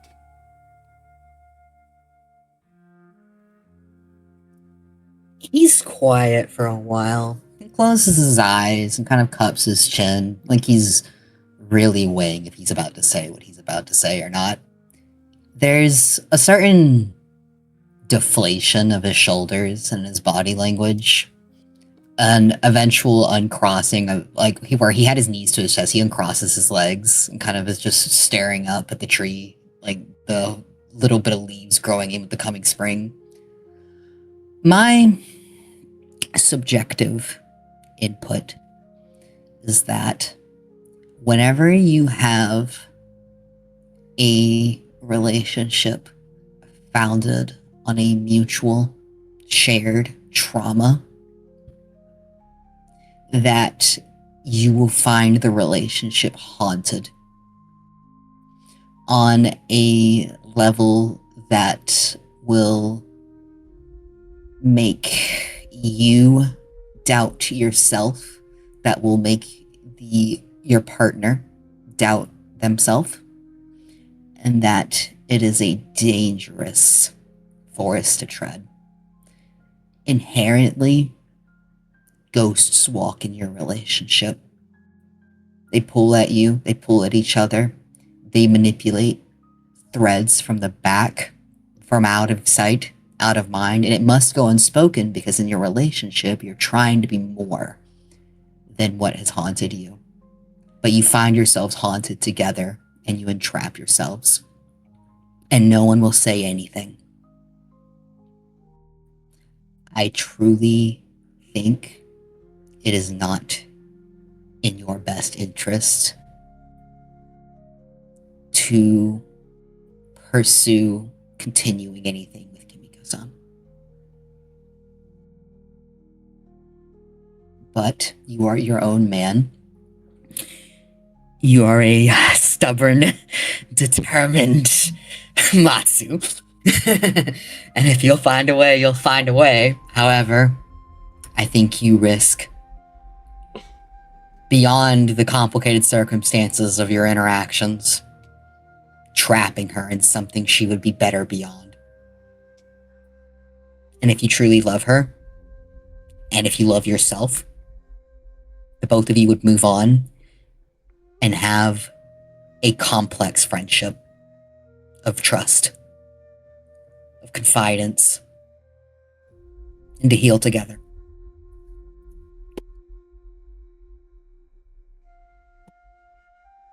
He silences himself.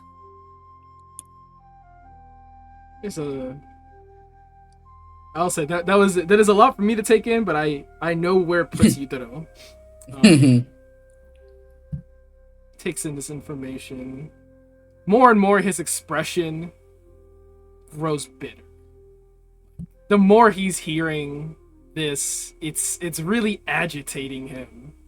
But it's not pointed at all. He says, I had hoped I could explain things. They could understand.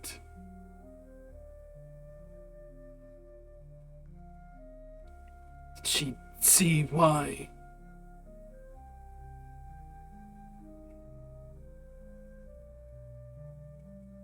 I didn't get to say everything I wanted to say, but I don't believe it would have mattered. I don't believe anything I had to say past what had offended her.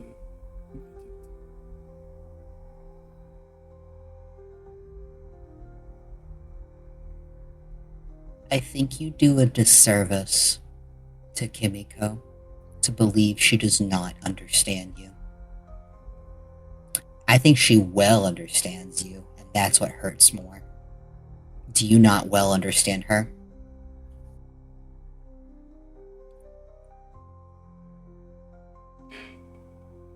He is stuck on that because he feels like he doesn't now. Right? I think he's quiet for long enough to answer it pretty much indirectly. But he would say,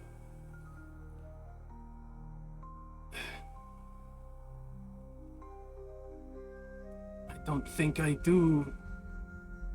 I don't think my understanding was correct.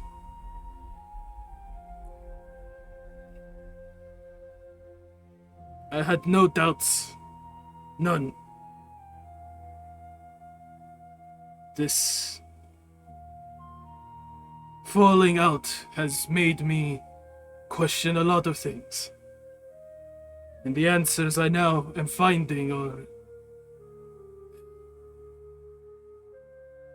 infuriating.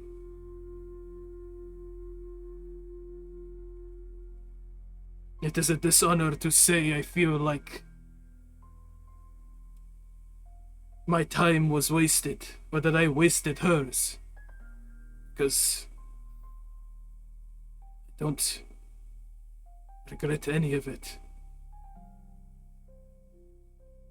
But I am afraid that illusion is over.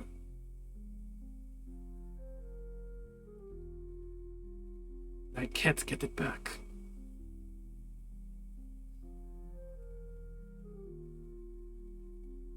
Then don't grieve an illusion. Face reality. When you see her within the courts, Real. witness her reality. Do not let it reflect or impose upon your character or your reasons. Hold her perspective in equal weight as your perspective. Review whether your perspectives can work together or not. Take that experience and go forward. Learn from it. Do not hurt another woman the way that this has happened in the past. Recognize the walk that must be shared. And I say this harshly, bluntly, perhaps cruelly. I don't judge you. I really don't. I cannot say I would have made a better decision.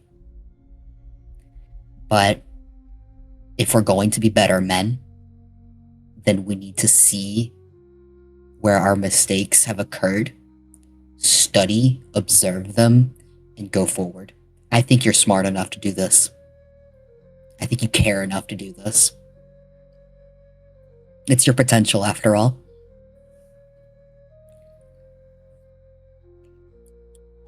Takes a deep breath in.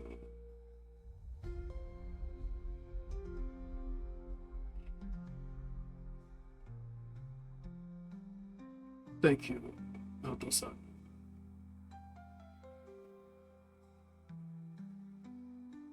How's his head? At times like these, I would reflect on my brother. He is still the man I aspire to be. Man I aspire to surpass. It's fantastic as I imagine that to be.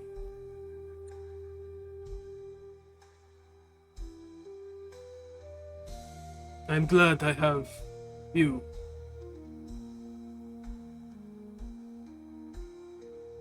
To bring me a similar peace. He chuckles. Peace. A similar guidance. He has this very restrained smile on his expression. This sort of sadness is, though Yuto did not say it directly, he was definitely compared to a brother. And there's something a little forlorn and distant there for a moment.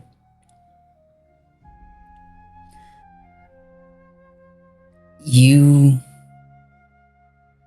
remind me a lot of someone I used to know.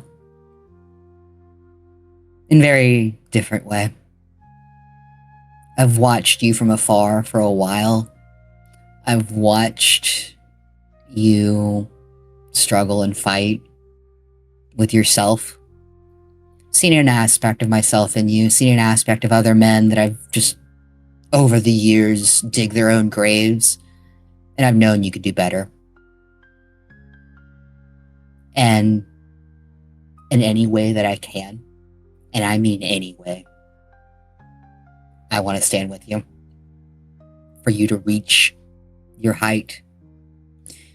Go past your height, surpass it, if you will, and realize there are an infinitesimal reach of heights you have not yet comprehended. I hope you are there. reaching such an elevated status alone be very lonely. I think you'll have well company beyond me, but I appreciate the notion.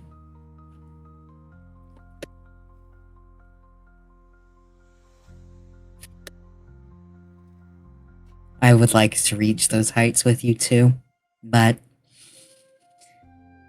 he flares his nostrils, kind of looks like he's watching what he says now. He's already said too much.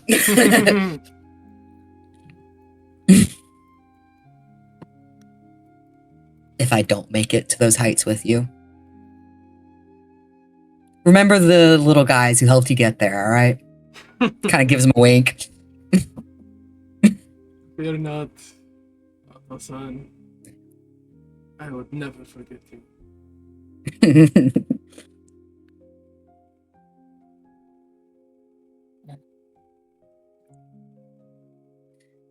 So, Yutra, you have any steam you need to blow off? I've had you sitting here talking for far too long. It's been nice. It's been steady. But looks at him, kind of little cheeky side glance. If you're proposing we get active, I can never refuse an invitation. I've been waiting to beat the shit out of you for weeks. He blinks at that like that was not what he expected. No. Oh. Oh. No. Oh. Prove yourself first. Prove yourself first. No. We've got quite a night ahead of us. Save yourself. Stands up, ignoring everything he said. Aldo's just fucking snickering at him. He's that like, oh, okay, buddy. All right, play it off. Grunts through the sharp, stinging pains. Is now not the time? We could practice our dream work. You could probably use some sleep after that handing you received. Yeah. Let's go back to the inn. I'll try my best to. No, I'll be asleep very quickly, actually. Tell someone to wake us.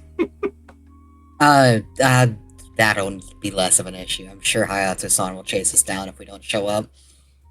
Hi. I'll see you there. See you there. He'll actually walk with you, Taro, though. They're going down the same road. They're going the same place. Fucking might as well. Your offer does not go forgotten. I do want to know. But I personally prefer, at least in cases like this, to get to know someone on a proper level first. So, let's witness each other in sleep. And we'll talk of other activities. Perhaps when we have less pressing matters on our heads. Hi. If there's any place to indulge, it would be a pleasure house. You're not wrong. You're not wrong.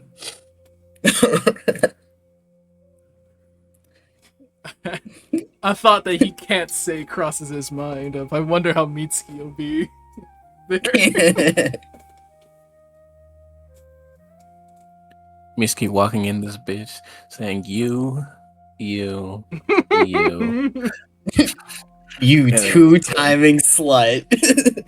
No, not even. No, she's pointing at courtesan. So like you, and you. Oh, I see have you. boys in the back. She's so valid. She is. Oh, we forgot to talk about our fucking dance. She got awkward. Yeah.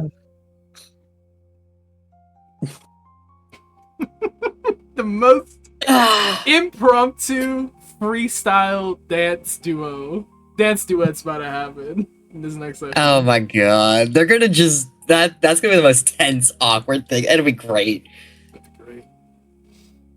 You're ready for a really weird amount of sexual tension in this dance? Is there no better place to display such tension than to an While audience who Hayato's trying to wishes to off this relieve us of guy. it? Oh my god.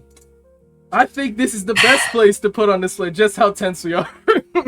I'm not gonna be that killjoy right now. I'm not in the vibe, but alright, motherfucker.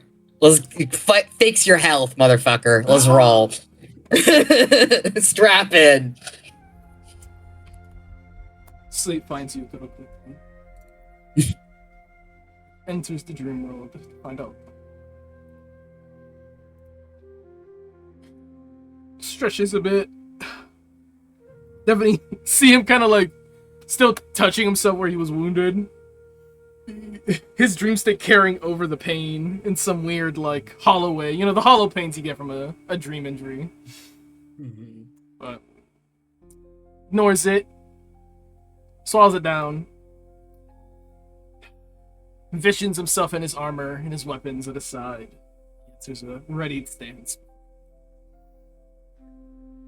Alto well enters the dream state, probably is waiting for Yutro. He is kind of just sitting there, standing, kind of meets it with such a steady, precise, even gaze. Like he's been wanting this for a long fucking time. And just keeping it quiet, not verbalizing it, nothing. You know, there are those strong enough in dream states to simply manifest the sheer willpower of their victory, should they the eyes and the mind to behold it. If you were of a stronger mind, I would already be done. Kind of sticks tongue in cheek, kind of tilts his head. Fortunately, you have to prove yourself.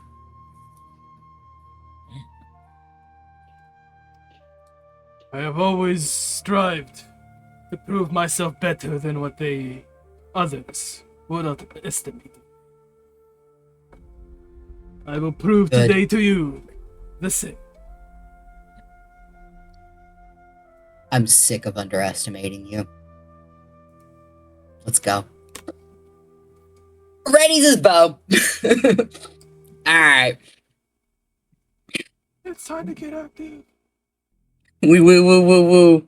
I've got my own music I will fucking play, but I don't know if it'll fuck up the VOD, so I'm playing it myself.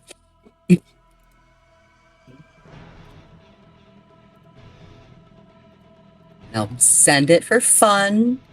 Obviously can't be on stream. Alright. I had 10 HP. Initiative, huh? You don't really need initiative. You just need it. Oh, you're sparring. Yeah, you need initiative. Yup. Alright. Hey! So... Oh my god. Is that with my advantage? It is with my advantage. Man, you Hi! sure are locked in. Yeah, the way I rolled a 4 and 1, and then I also rolled a 14 and 1. This is crazy. The battle Fucking initiative ridiculous. in favor of Alto. Oh my fucking god. Ridiculous. So first things first. Alright. First round of combat. Speed increases by 10 feet until the end of that turn. So bear with me. Oh, you have a feature that does that? Dread Ambusher. It's a class thing. Yeah, that's menacing. So that when you're next to Mitsuki, you start with a plus 20? That's crazy. Mm-hmm. Alright, bear with me. I'm not the most familiar with D&D shit, so I'm not gonna be as good as narrating bullshit. But your dash, it's like double your walk speed, right? Yup. Alright, so 60... Let's put some distance between me and this fucker. Alright. Alright, let's fucking roll. I'm gonna stay on the dream road. Alright, and from here, dash, is that count as a bonus action or an action? You might have a feature that lets you do it as a bonus action. Look at that. I think I do, actually. Let me find the fucking name of it. Bonus dash. Oh, yeah, I got it at level 8. So let me fucking find this. Yep. Alright. So that's my bonus action. For the sake of it, do I have any big main actions I want to take besides just beginning to pop you? I don't know if I do. Alright, let me make sure. I could be mistaken, but What's up? no, never mind. I thought I could be mixing up your class, but I thought you might have a feature that gives you a thing if you attack someone who hasn't their turn in initiative yet. I feel like I might have something like that. I'm so sorry. I'm so sorry about this, Sam. I'm still getting familiar with a lot of bullshit. All good. No worries. This is the Alright. place to do this. This is the time. On your first turn during combat, you have advantage on attack rolls against creatures that have not yet acted. I There do it have is. that. Let me find the exact link for that, just so no one knows so everyone thinks I'm not bullshitting. I believe you. If it is on TikTok. I brought it up. Here we go. Right here. Alright. I don't have Hunter's Mark up. I'm not gonna Dreadful Strikes yet. We're just gonna pop some shit. Alright, so let's see here. And this advantage. And it's your first turn. So actually, maybe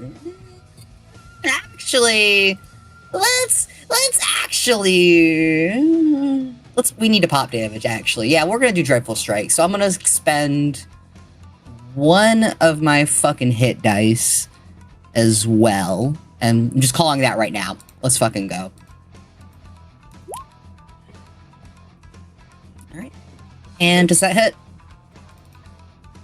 Alright. So, just to, like, narrate this out a little bit. Within the dream, Aldo just takes off like a fucking demon. He is not staying close to you, Yutaro. You are gonna quickly realize this is a chase game. This is a hunt. And from kind of, like, the weird lighting of the dream environment area, you just see these striking lights of just purple fucking streaks just shooting straight towards you. I think he tries Wherever. to cleave it from the sky, but his reaction time is not quick enough, and it strikes into his armor. Mm-hmm.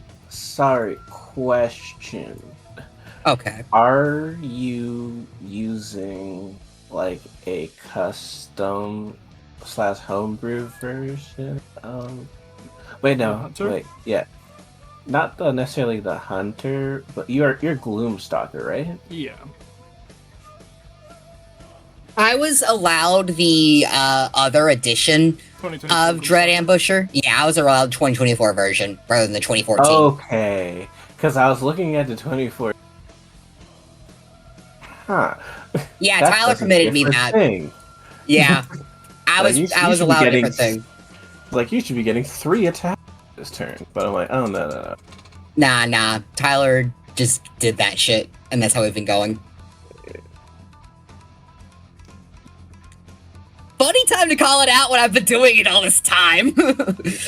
I've never once literally looked at, because this is the first time I'm not in the fight with you, so I'm just like, let me play support and look at your features and help you out. So that's the first attack. We'll do the second attack now, and it's still advantage because it's my first turn of combat. Whoop. That's it. Alright. Alright.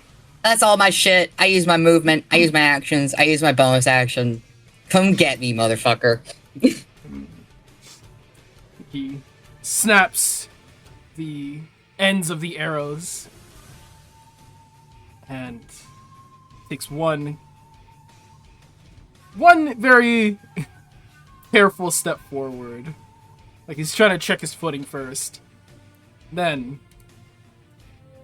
he swallows in air, and you can see the light bend in towards him here in the dream space. And he will use his instinctive pounce. As well as burn. The drifting cloud charm.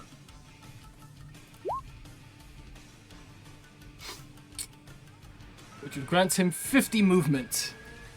Half of that is 25 as he bursts forward and then, wasting no momentum, keeps the charge. As another arrow flies by his head, another arrow hits by his feet, he continues his charge forward.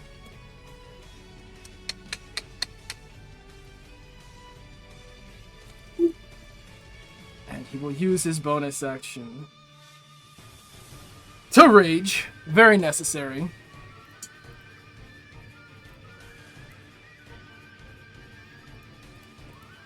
Or would it be smarter?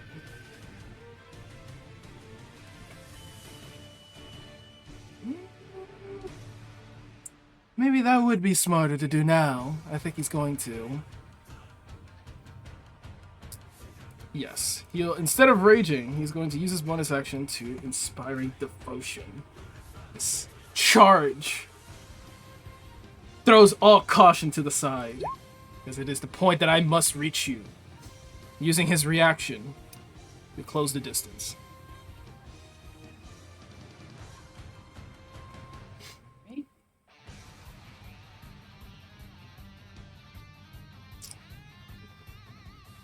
And with his action, he will strike. He's gonna go for a reckless attack. With some Tetsuken Ryukata.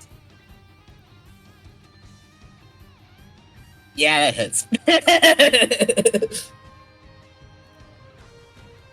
Oh. Alright. So Flames. the 9 slash. Yep. No, you go ahead and narrate this shit. Flames cleave upwards, this diagonal across his chest. The flames trickle, burn, and blacken his entire chest, burning into his clothes, but his armor maintaining. As he then keeps all this forward momentum. This is like a lunge, almost like he's gonna tackle this man with how much he just came in full speed. Slashes forward.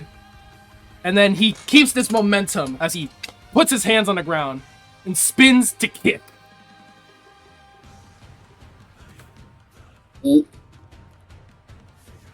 Yeah, what's my fucking... That, there's no way that doesn't hit. But yeah, that hits, yeah. That's what I thought. I was about to say, yeah. He's squishy. Through the smoke, his foot strikes at Aoto's face, and then he puts his feet firmly on the ground and raises on Tetsuken again to strike. But turns it. Hinokami Kata. Ethereal Exposure. Need a dexterity save from help. Alright. Let me fucking find this shit. Alright, dexterity. Fucking, I think. And it's just a normal roll, I believe. Yup. It's a pass. As the flames roil out, they turn invisible, warping into this dimension, and you see the fireflies come to life, the kami manifested, as they swarm you.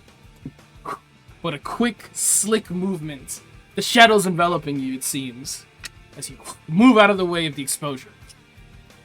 He turns defensive stance, ready for what may come next, as that is his turn. It is back to Oto. He's kind of shifting his weight back and forward between his feet, kind of bouncing from foot to foot as he takes all this shit. Now, banging on, before we go to this turn, I need to log the damage, my bad. Okay, so that was 9 slashing, 7 fire, so that's 16. Does the 2 rage, is that also damage? Yep.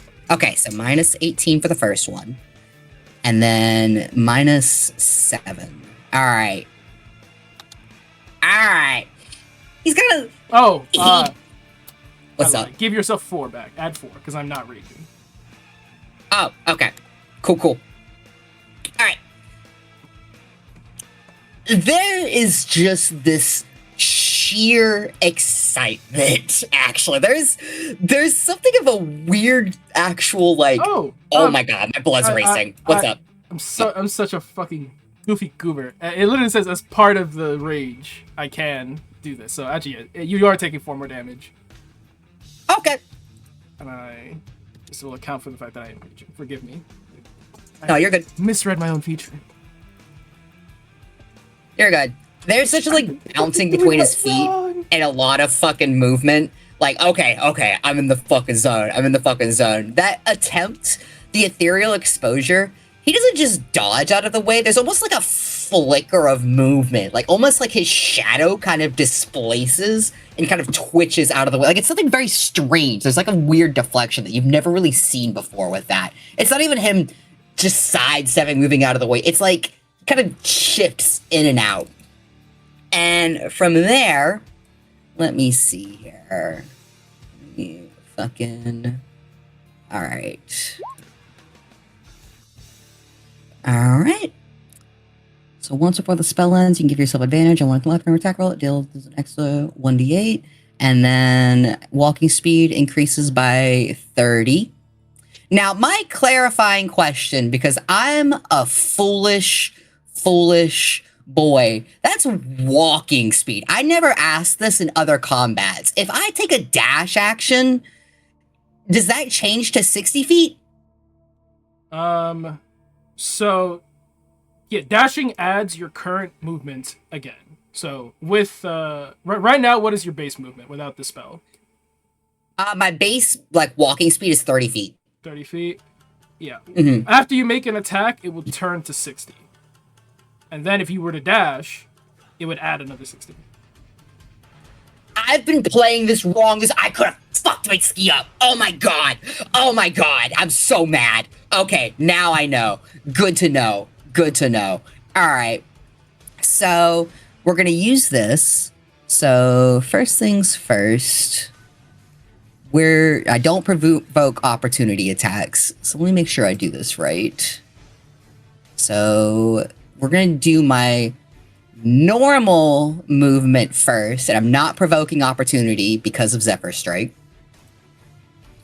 Correct. And now I need to pop this bitch, and then the movement ends up doing its crazy shit. Mm-hmm. Okay. So let's add this Zephyr Strike. I am doing Dreadful Strikes again. Let me see here. Alright. Let's fucking see what we can do. And it's no longer... Wait. This is advantage because of... Yep, one attack roll, it'll be advantage. So let's fucking... I also reckless, so you would have advantage against me anyway. Oh yeah, that's right. That's how that works. Alright. That's it. Alright. And then also Zephyr Strike. Oh, ignore the psychic though, because I just had it pinged. The second psychic, ignore. Gotcha. Right. Like I linked earlier, I'm gonna use my bonus action to take a dash. Now, so I'll get an additional 30 feet because of the dash, and then the Zephyr Strike gives me... Just to make sure I understand this, I'm so sorry. So does that give me a movement of 6? As I understand this is increasing your walking speed by 30. So, your walking speed is 60 for this turn, after you make this attack. So if you take the dash action, which adds your speed again, it would add 60. Okay, so I would get to move 60 more feet. Yes. Alright, making sure I get that right. So, this fucking man... Actually, how much have you used so far? Did you already use 30? I used 30, yes. Okay. And then you made an attack, which gave you 30. So you would add 60 right now, yes. So you'd have 90 remaining? 90 speed remaining? Well, I would have... Because I used 30, so I would have 90 for this whole, like, round, but I'd be using 60 now, if I'm understanding this right. Unless I'm wrong. And it actually is, the Zephyr Strike gives me 60, and then my remaining 30. Speed is always such a funny thing, especially when it's conditional. Mhm. And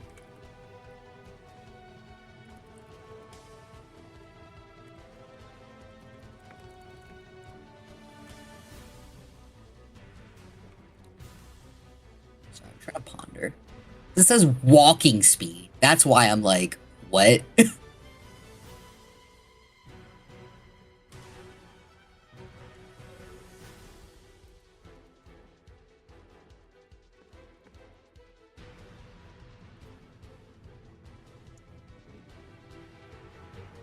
yeah, that looks correct to me.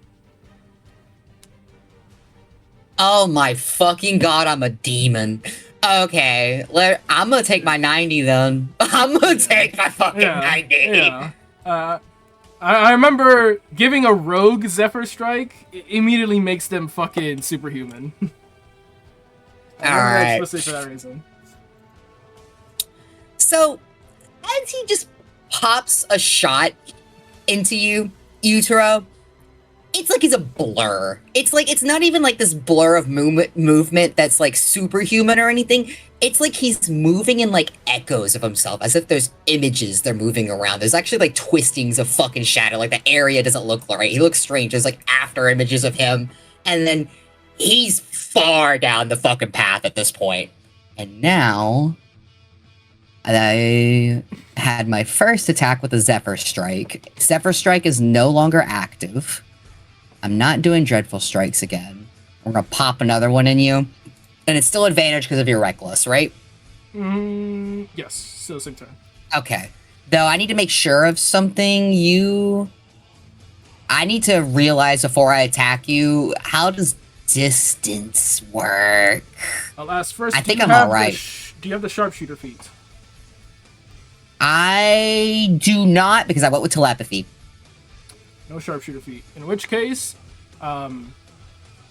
anything beyond your normal range, you have disadvantage on. I think longbow is 150, so anything further than 150, you'd have disadvantage to attack. 150 is what it is. Got it. And we're well fine. Yeah, All right, let's range. fucking roll.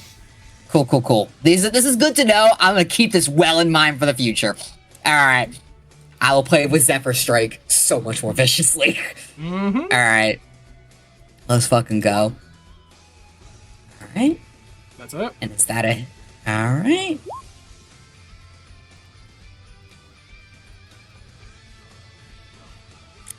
And that's all my shit. Tag, you're it.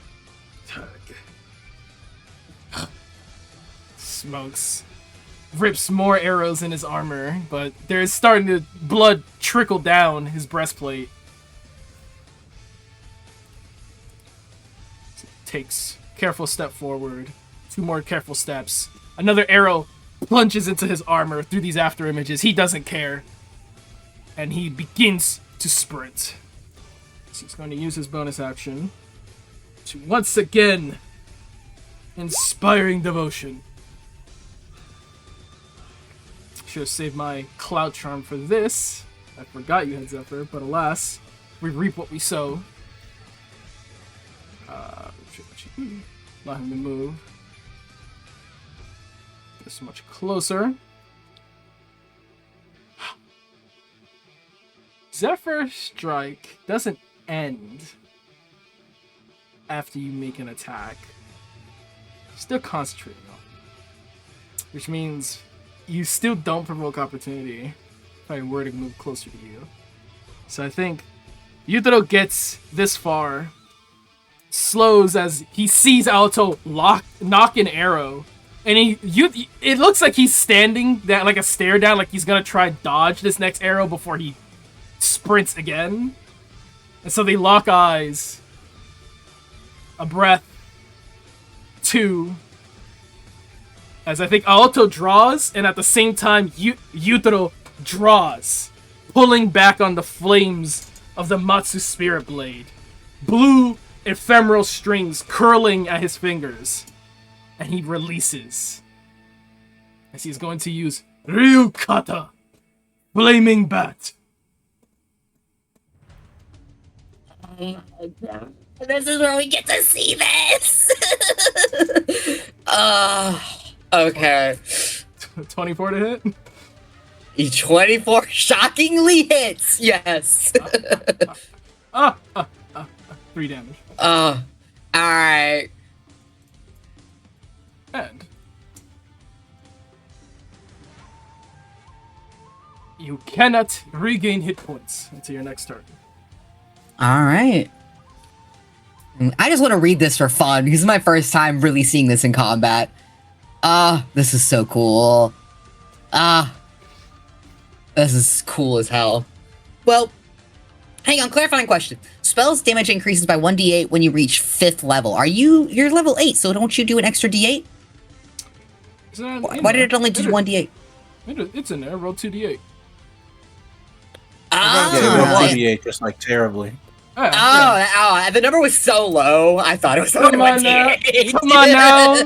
These are cantrips, Sorry. baby. They don't do You're so damage. right. I'm not a spellcaster. Okay. I just do this shit for the love of the game. Nah, respect. I love the hustle. The way I built Yutaro, I know veteran D&D players would scream at me because this man is. I've emasculated the amount of barbarian he should be. Nah, I fucking love this though. I genuinely love this. Of course, because fuck all that. But barbarian hit hard and hit good. What if Yutaro?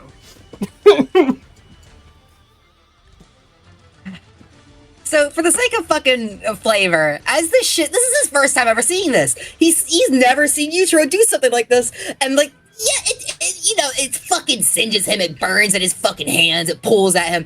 There's something like an awe and a fascination from across the distance that Yutaro can see eye to eye locked on. That's just like, whoa, wait a second. There's like almost these hard eyes. Almost. Just this. I'm so humbled. This is the second time this has happened to Today. Alto specifically. Like, traditionally melee fighters whip out a ranged option against him. Yeah. I think he's very happy because didn't he just call out the name of the fucking spell? Mm-hmm. Yeah, so he's like, this is about me. I inspired this. And then he's like, oh, okay, now I have to fuck him up though. So as he's kind of fucking burned, as he feels like his skin welting across him, as he's got all these fucking blisters, he kind of there's just this excited grin, but it sets to something a little more cool and composed versus the initial energy of just, okay, time to humble this man. So, oh my god, Zephyr Strike lasts more. Oh yeah, do I need to make a concentration check? How does that shit fucking? Yes, DC 10 Constitution save. Oh lol, I'm bad at these. Alright, let's fucking go. And that's a normal roll. Heyo, fuck Zephyr Strike. Zephyr Strike ends. Alright. Solid. Alright. Well, in that case, alright, let's get a little goofy with it. So, because I want to show off a little bit. Alright, Hunter's Mark. Do this fucking shit. Humans are my quarry currently. So, it'll be 1d8. Got you.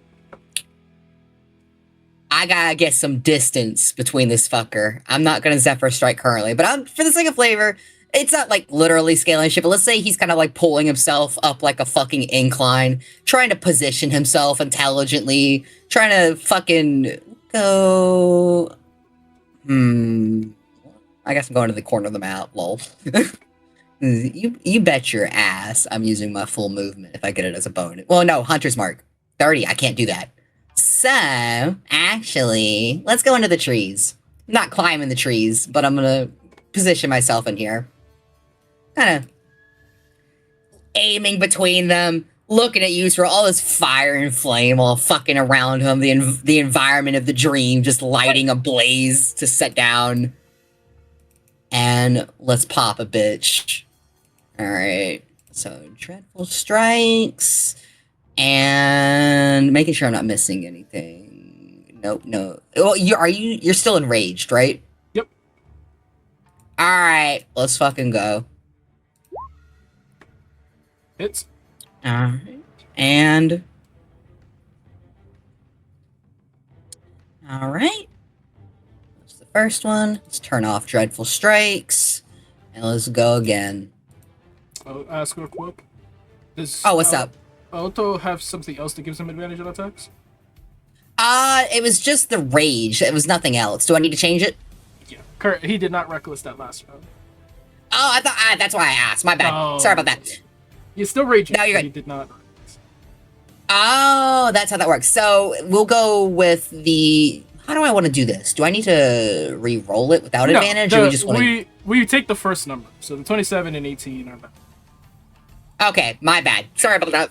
You're good. You're good. I was just like, All right. do you have something else? Maybe I misunderstood the question. That was you're No, I asked the wrong thing. I assumed rage meant that you always took like advantages if people were attacked. I didn't recognize it was reckless attacks. Good to know now. All right. That's it. So then, and then the second hit.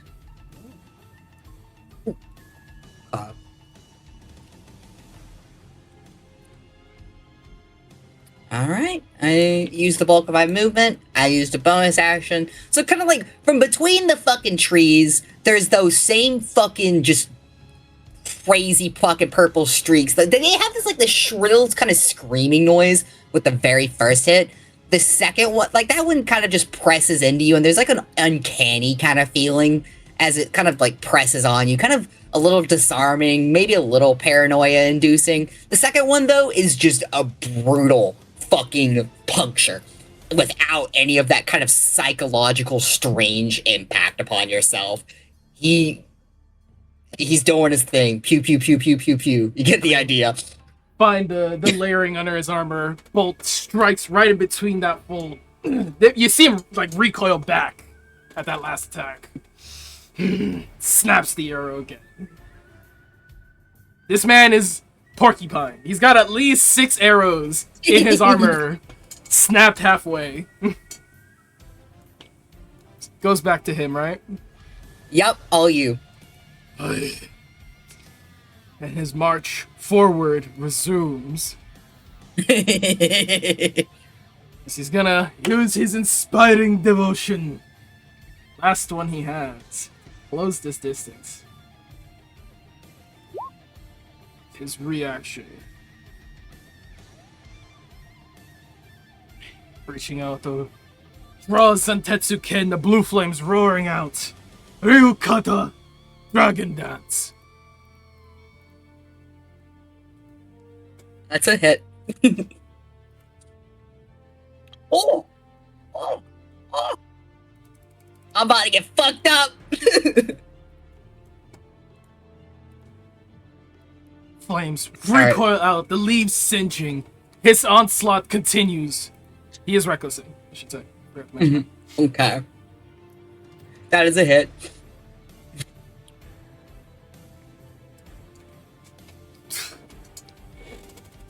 Last one is on Tetsuken.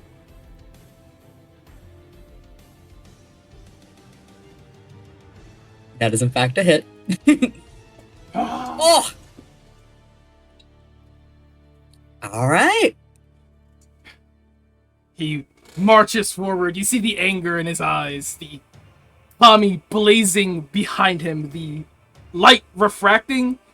Looks more now like actual heat waves billowing off his back as he charges forward, leaving all concern to the wind.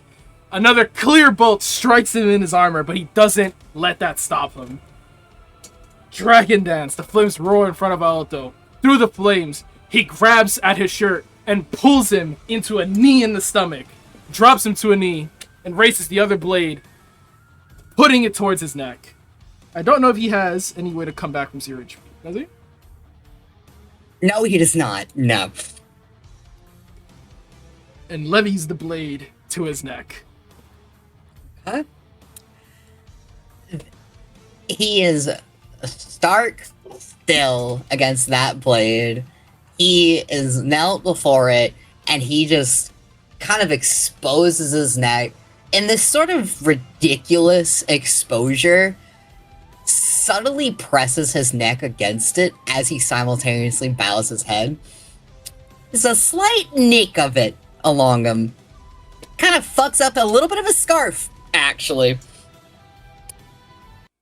And there's just this kind of hyper inhaling and exhaling of his diaphragm. Perhaps that's what rose his neck into it so fucking much. But there's such a fascination in his eyes now. He's not mad. He's not angry. He's not upset. He's tickled.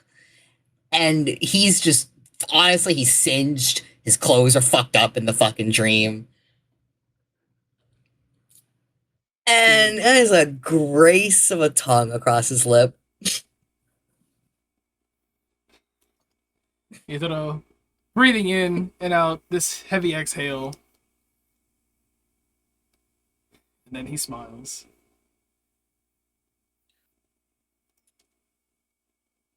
I think he pulls the blade from his neck, sheathing it as the tree behind him has absolutely been caught in flame. The blue flames kind of trickling up, creating this illuminated backdrop to him. Mm-hmm. Did you like what you witnessed? It was the most handsome I've ever seen you. It's a rather unique perspective from the ground up. Is that so? Then perhaps I should put you on your knees more often. He kind of just looks down at himself, like, kind of catching himself in the moment. You know, like adrenaline going everywhere. He's slowly composing himself, kind of looks left and right. Inhales, exhales slowly, smells himself singed, utero in flames. We'll see how that goes again then. Yeah, perhaps you should. Cheeky grin from ear to ear. Dreadful. I might just live up to that potential. There's just such happiness in his eyes. There's so much just happiness as he finally kind of stands upright and properly appraises Yutaro. This is why everyone chases you, isn't it? This is why everyone in this entire group has some burning crush on you. You're ridiculous. If the brow he quirks at that, they do. He kind of raises his brows for a moment, like he's catching himself. He's getting back to like, are you not aware the effect you have on people? I mean, I do try. I didn't know it was so deep as to call a crush. Perhaps some spur of excitement when you see me at my best. Maybe I shouldn't speak so highly as to call it a crush. Forgive me. It's a little in the moment. I don't reject the notion. I am quite the catch. He rises properly, kind of catches himself on Yutro's shoulder because he's like, oh, I am a little fucked up. Oh, shit. He's like, oh. And he puts a hand around the lower of his back, holds him up, kind of hoists him onto his shoulder a bit to help him walk.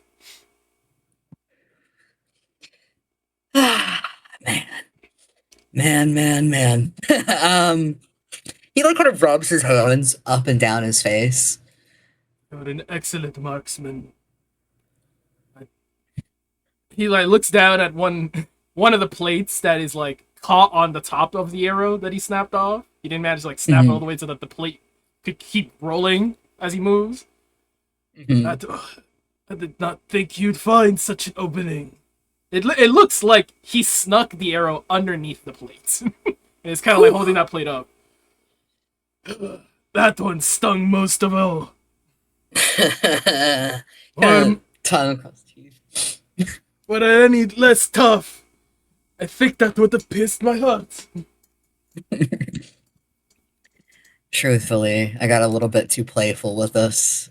I should have kept in my head a lot more, but you're a lot to watch. You're fun. Oh, God. Okay. I will say regarding that, and he's just kind of being bullshit right now. This is very bro to bro kind of bullshit.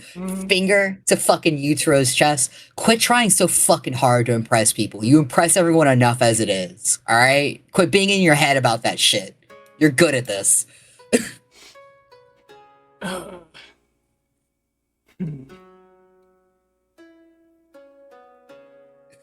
Thank you. I'm serious. Nuts. I think some part of Yutaro is also in this bro mentality with him. Smiles, little more of a smirk than a smile. Do I make you jealous with how much I show off? Jealous? He kind of ponders that actually for a moment. He takes that a little bit more seriously. At first, you kind of made me jealous. Yeah. You intimidated me a little bit. I felt like you were this kind of unrealistic standard and this kind of measure that I would just never live up to. But the more I get to know you, it's a lot less of a jealousy sort of thing on my brain. And it's more an admiration that's developing. I'm in myself and I'm the way I am, and you are the way you are. I guess it's appreciation. That's what it's turned into with time.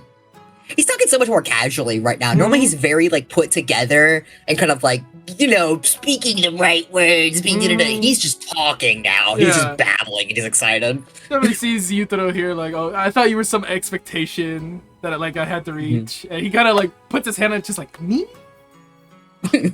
Very, very clear like anime blush. Like, oh, I was an example for you. Kind of just shuffles. You praise me too much, Aoto-san.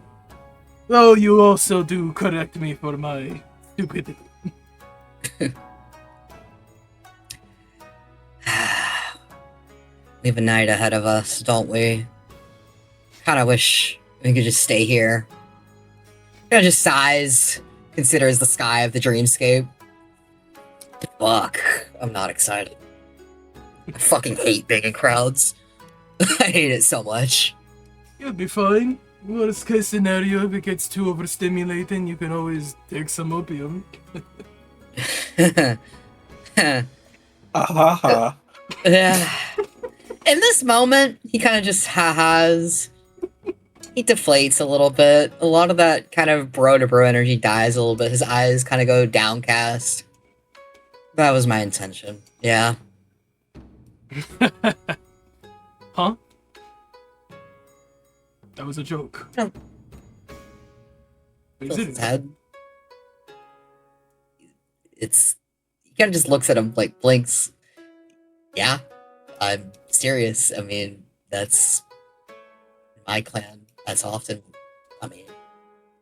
in pleasure houses, often what would happen, you know. He kind of sighs. He's fumbling over himself. He's like, oh shit, did I say something I should have said? He's like, he's in the moment a little bit. Yutaro's like blinking at him like this is definitely a new discovery. Like it is information that he's kind of like, unfortunately, judging him by. Yeah. Yeah. He listens to what he has to say first, kind of like taking it in, a little nod of acknowledgement, like he understood that. Hi.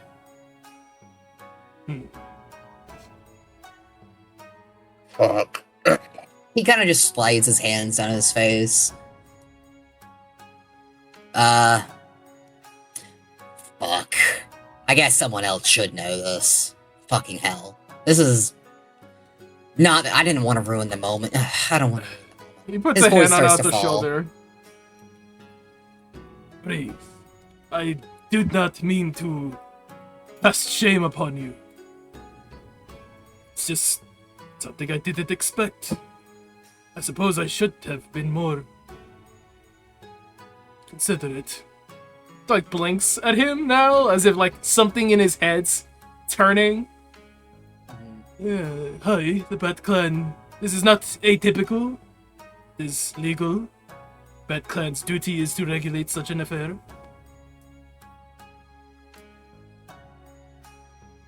I wonder, His hand off his shoulder.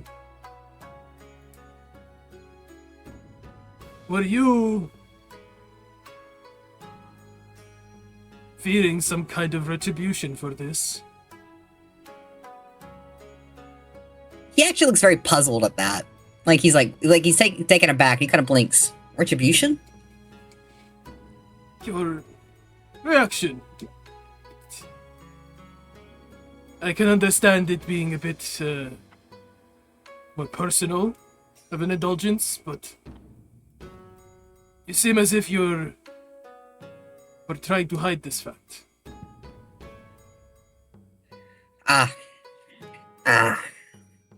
He's kind of slowly entering this. Post-combat, there was the heightened emotion, the adrenaline. There's a certain sobriety that's returning to the man, a certain composure his typical demeanor that he's slowly sliding back into. He kind of just runs his hands through his hair and just exhales slowly. It's time I explain this, I guess. I told you all when I first joined you, I was Bushi with the Asobi clan, right? Opium investigations. Those that were trafficking and moving substance that they weren't supposed to through the clan. No, it's a little more complex than that. Put simply, my uncle, when I was 16 years old, set me up to be an undercover agent. And I was to infiltrate opium dens as an addict. And that required using. And it's something I've kind of grappled with for a long time. Kind of just clears his throat. This is clearly very shameful for him to admit, and he's not happy about it, but he realizes there is a practicality in someone knowing. Yutaro like folds his arms, very, very attentive. Like he's listening to every word. He doesn't have that initial like surprise or silent judgment. He is just listening to what Aoto has to say. He seems a lot more like, oh, this is more serious than I had been jesting at. So he kind of folds his arms and gives him his full attention.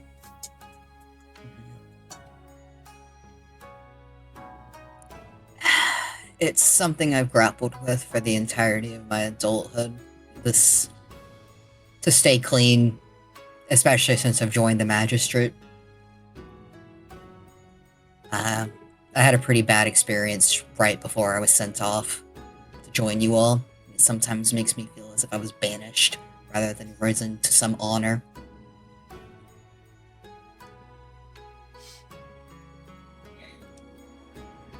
I do not believe you are at fault for the state you find yourself in. If it was your duty to do this... He shrugs. I cannot cast any shame or dishonor on you for it. But it sounds as if you are struggling. You do not want others to know you are struggling, or you do not want others to know the struggle. So say Stone is aware, but I would prefer it not be known. The moment Hayato-san mentioned there was opium in the den, it was as if there was this... Calling it a shackle is inaccurate. This itching in my wrists, this sort of full body tension that I've been unable to restrain or move my focus any other way. It's...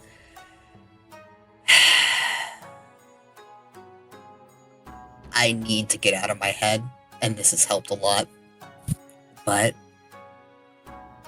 with Sose, with how we've ended things, with the future that we walk into, I feel as if this might be my last opportunity to get out of my head before we face what we face. And I need it. I will be indulgent privately. I will not bring dishonor to the magistrate. I need this. He squints a little when he initially heard I need this. The explanation kind of like weighs his head to the left a little bit, like he's trying to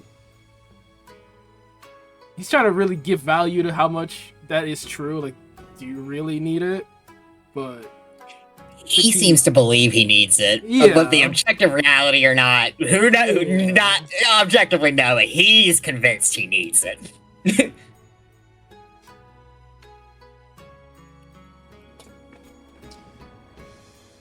I do not see any dishonor in indulging in places where such practice is legal. It is the Emperor's design.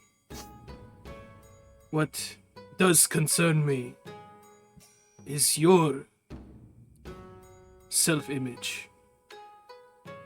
As the Omikami teaches us, honor is reserved for the individual to judge themselves by. You sound as if you believe you've dishonored yourself.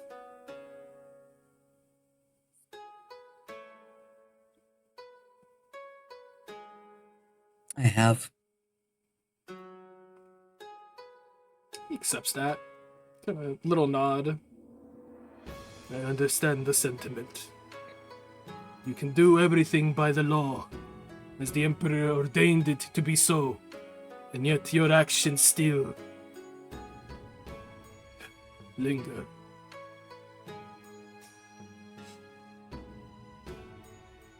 Forgive me earlier for casting judgment.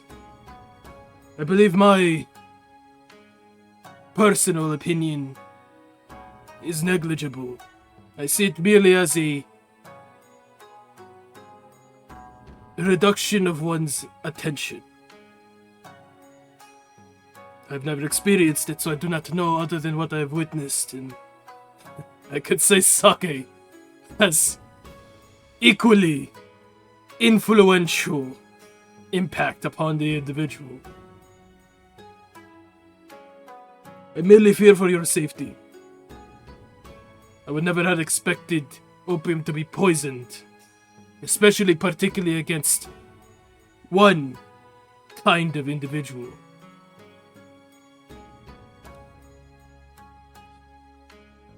He chews Forgive on me his cheek. if I am overly cautious of the substance. There's no forgiveness necessary. In fact, your perspective is the rational and correct one. He kind of frowns and he like squints, like his wording is weird. Forgiveness is... It's not even what I mean to say is you make sense. You're not speaking out of turn or anything of the sort. It's difficult to explain. And I don't want to sound as if I'm some victim. Or he kind of just is, he's so annoyed, like he's just circling like around himself. Puts a hand on his shoulder again. A steadier grip. Is this something you want to overcome? Yes. Don't do it alone. Addiction strikes hardest when no one is looking. It is perhaps somewhat of a shame to ask others for help, to ask to be vigilant of you. But if it is to help, he shakes his head, I will not see you as weaker, but as closer. And if you do not, I will not cast you as weak either, nor will I see you as any less of my friend.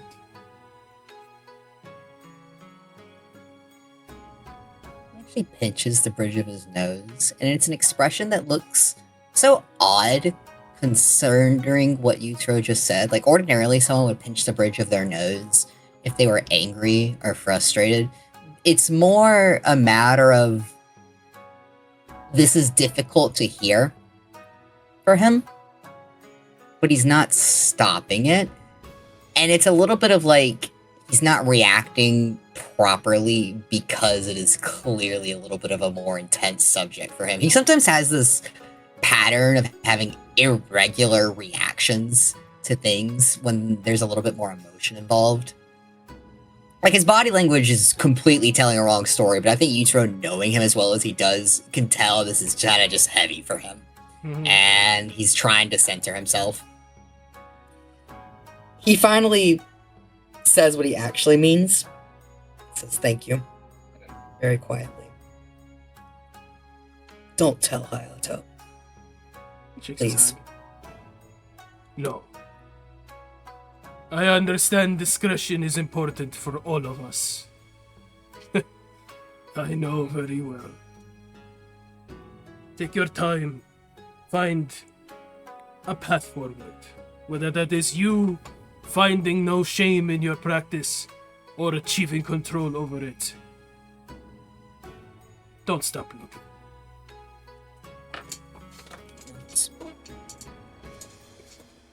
You the bearer of secrets of many, aren't you? Kind of just gives a grim, somewhat sad smile. He has a more nervous smile at that. I feel I know far too much, and I do my best to avoid revealing as much. Pats his shoulder. I'm not going to probe Hayato tonight in the way that I ordinarily would. But I know something is going on. Something irregular. You don't tell me. I don't need to know. But since you are his confidant, please. Though the man pisses me off, he's infuriating on every level. Do your best to look out for him. And if we need to be looped in while still maintaining your discretion, I will make a point to not look into business that is not mine. Looking away at that, nodding along.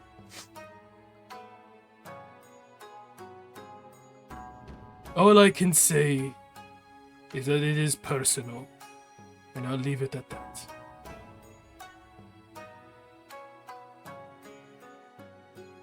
There's such a new respect he developed. Like, he's already espoused his respect to Yutaro, but there's a new respect there that this man, the way he's able to hide Hayato's business, there's both a trust that his own business is going to be hidden, as well as just a comprehend. He's kind of like sizing Yutaro up, just like really comprehending his character. And he finally says, "This is why you're such a fucking impossible standard. You think yourself so terrible, but maybe you try too hard, I guess." He's being a little tongue-in-cheek, he's being a little bit of a fucker right now, but He chuckles at that. As I've been recently exposed to such harsh truths, I think perhaps I am aiming for the wrong things.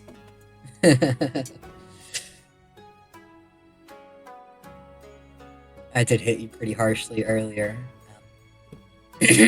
Not only fought, but under the tree.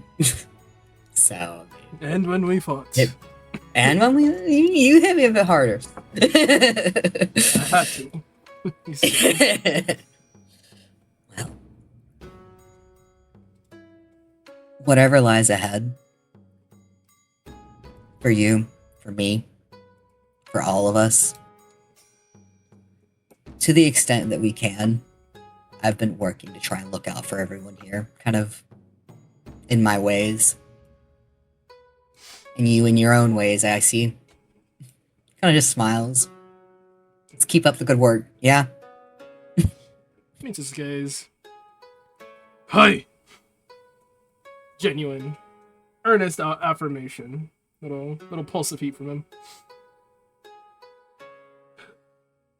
We have to wake up soon. I imagine. I mean, what? You can't just wake yourself up? Folds his arms, closes his eyes, and he would. Just do it. Alistair just kind of laughs as he pops out of existence, right? Just fucking laughs. Fucking. Yeah, that's a fun little interaction. It's done. Woo! Done. Yay! Yippee! Yay! Whoopee! Wahoo! Are there any other interactions we want to do? What? Toph said, "What a grand time."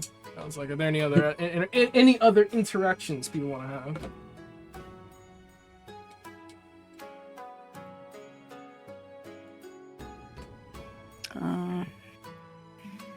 The only thing I remember is Mitsuki and Sose having a conversation. I know that was offered as a text RP. I don't know when if I can like bust out responses, especially given what's A happening. lot of time. Do you have a lot of time?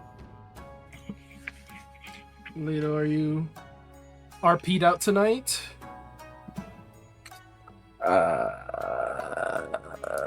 No. You can say.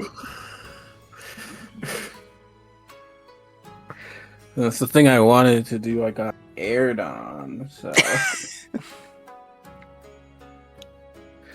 yeah, I'm here. What was the thing you wanted to do?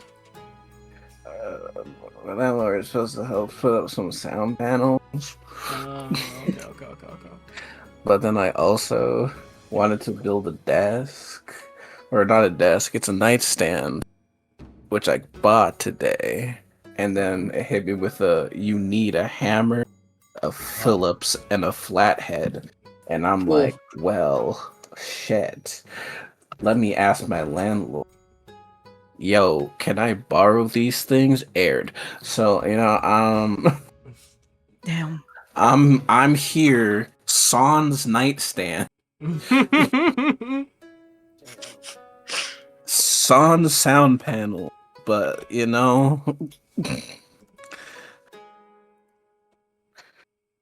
I'm here.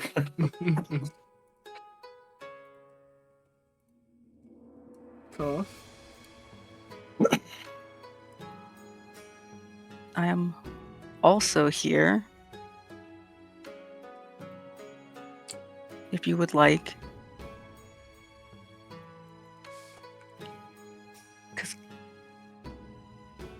Or we could commit to texting, text RP. I truly, this is gonna have to.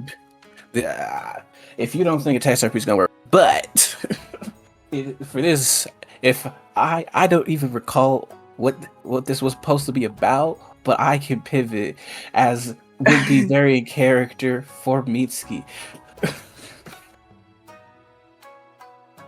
Sorry, what was that last really, part? as I say, as would be very in character for Mitsuki, because as far as Mitsuki's concerned, she ain't got nothing to say. But I mean, it was addressing her anger. Well, she's not gonna start that conversation. So is welcome to open that I kind know. of word. You also told me that too. All right.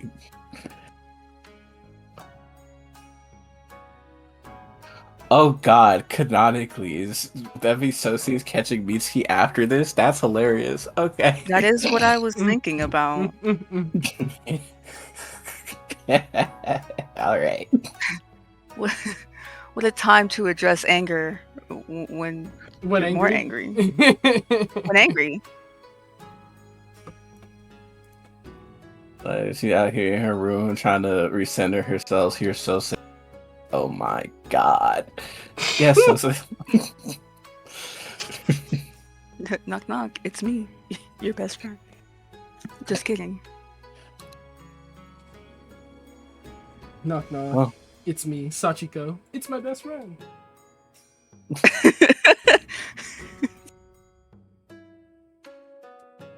See, where did they go for that? Did they just wander off? They went into the woods, but they're after she went to wash up. I say you'd find her room before it's time to go to the brothel. Okay. Everyone's back. So, me imagining things would see them leave and only see Mitsuki coming back after a while. Right? Or vice versa, sees Mitsuki would have come back Yujiro first. and Mitsuki would come back first? Mm-hmm. Yeah, because she left him there on the Yeah. ground. That's what I was saying. Like either he sees them leave and Mitsuki come back alone first, or sees Auto and Yutaro come back and then Mitsuki, which is still weird. See Mitsuki come back Regardless of how first, and then Yeah. she gets washed up, and then Yutaro comes back. He goes to get washed up, and I think him and Auto's just hanging around. Yutaro comes out, gets Auto, and then they go walk off and chat. Mitsuki's still at the end. Okay, solid.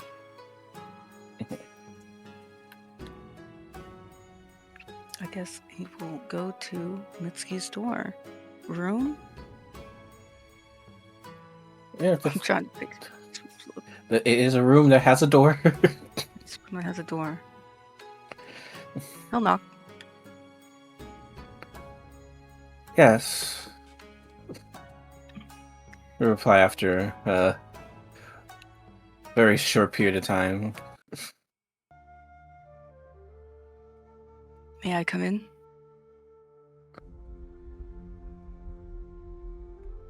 Oh, Sose-san. You may. He will enter and close the door behind him.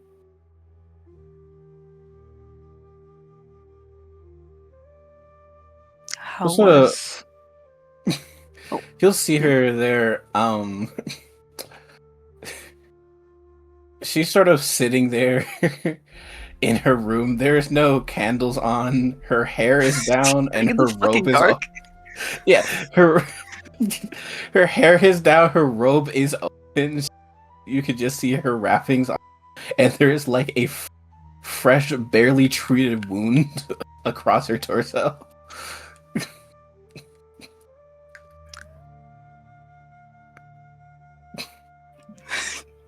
How was your duel? It was a draw.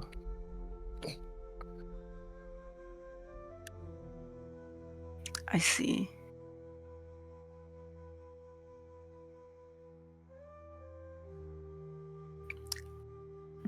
I don't know. Are you going to... Should I come back when you've taken care of your wounds, or... She kind of looks down at herself as if like she's questioning herself. Did I not? I'd offer to help, but I'm not a healer. Sort of like flexes her hands a bit and goes, I'm out of energy. I'll be fine. Oh. I see. Yeah. Fighting Yujiro does that.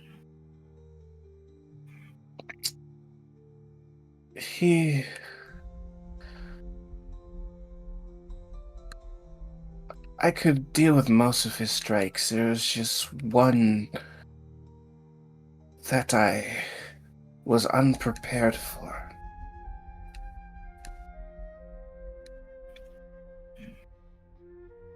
Which one? The one that matters. If a lesser samurai may have been cut in half by it,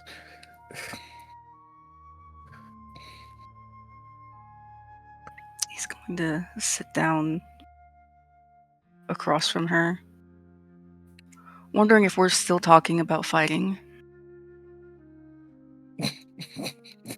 she what?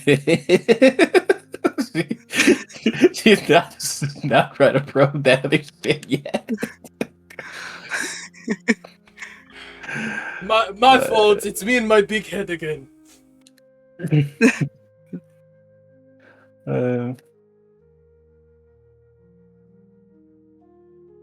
She would say, I tried that weapon of yours. Do you like them? Well, I enjoyed the Sachiko replication. Sachiko can do that? Oh, you didn't know? No. That's insane. Yeah, she can. The mask can turn into just about any weapon. Doesn't have the same magical properties, but the weight, the heft, was all there.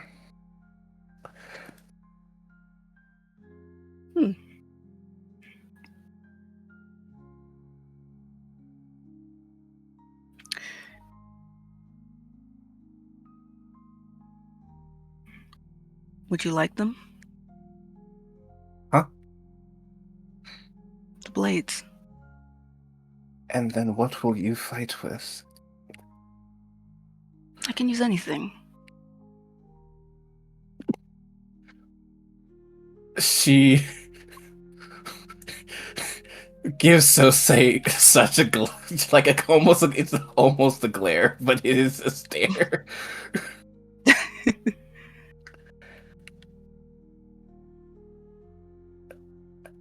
At this point, where you are at, Sosei, I would not be trying to get or pass on magical weaponry.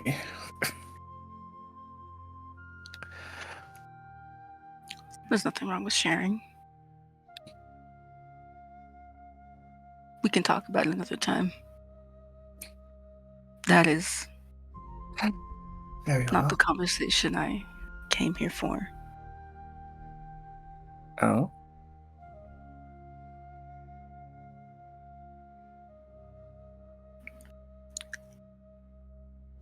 I'm not entirely sure how to broach it. I know I angered you specifically when the hypothetical came up.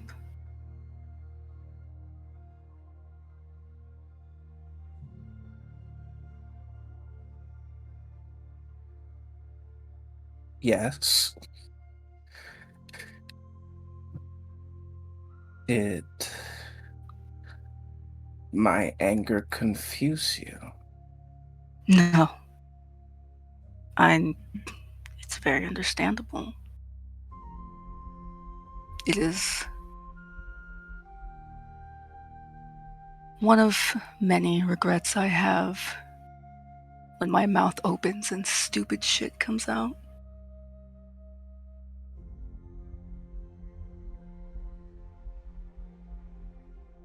Did you not mean what you said, or did you not mean to say what you meant?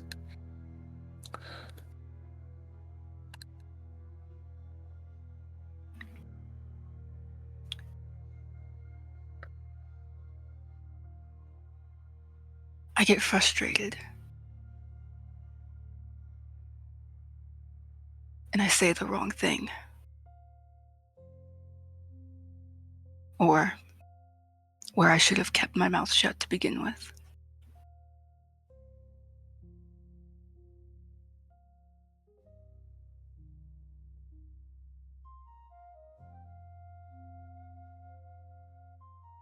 I didn't mean it.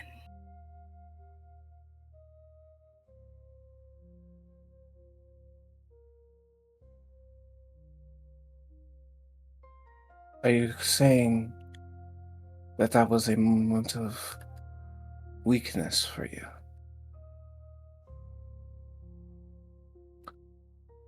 Yes.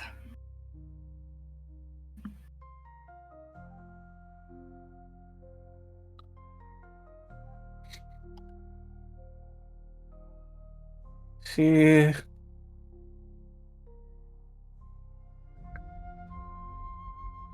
sort of sighs and then just like really looks at Sose.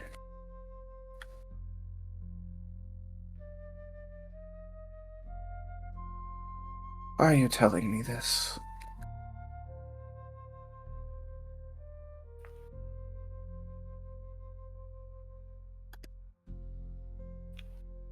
I feel like I haven't been able to get to know you.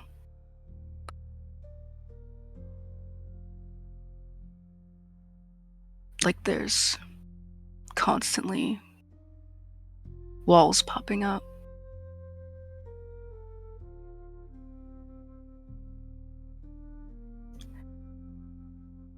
And I really wanted to tell you that I'm not going to do it.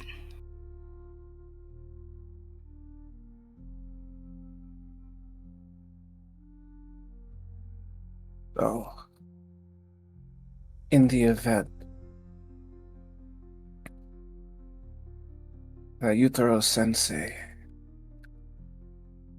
is unable to help you, in the event that this Kiko is unable to help you,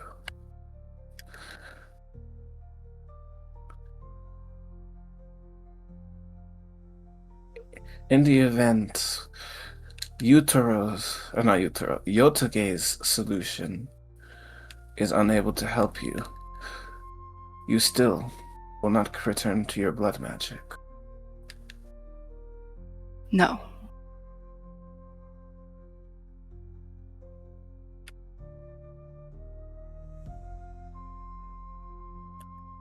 I still have my own magic. I can feel out what's mine.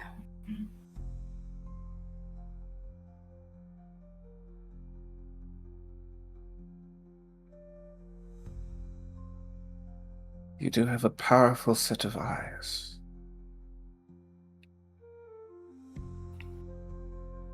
Thank you. I like to think so too.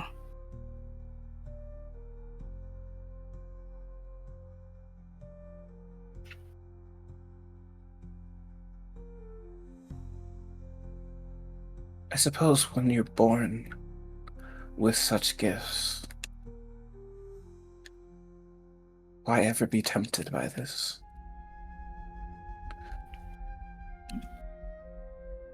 You mean the pact? The blood magic?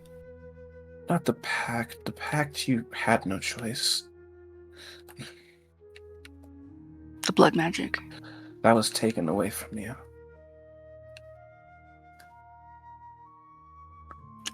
He just nods at that.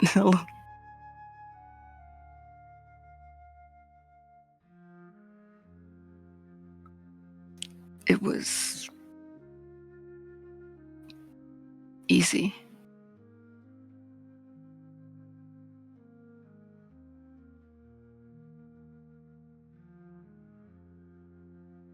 In conjunction with the magic I already knew.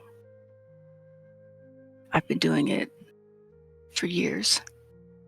It wasn't something I thought about.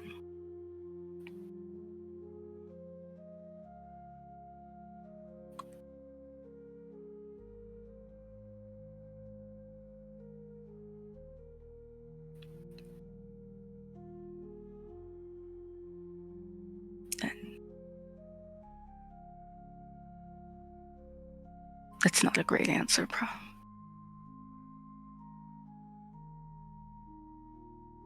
I guess my issue here, Sose, is at what point am I to know that you are speaking what you mean? And at what points are you speaking what you think you should say?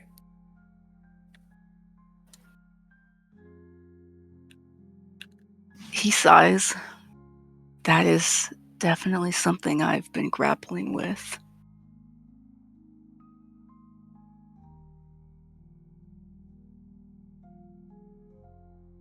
But I do mean what I say now. I've grown very tired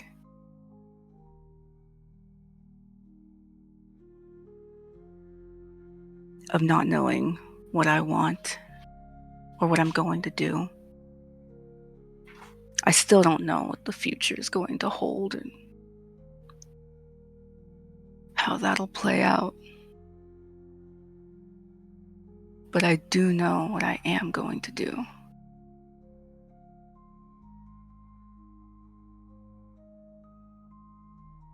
That is?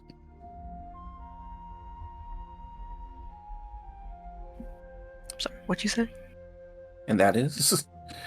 Oh, okay. I heard like words, but they didn't register.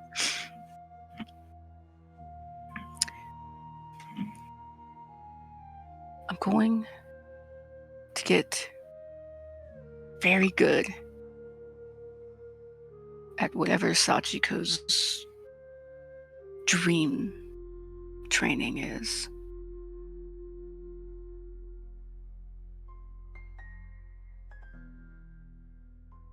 Many And I would want, describe it as a capacity of yokai magic, if you wanted to be specific. But yes, I think that describes it better.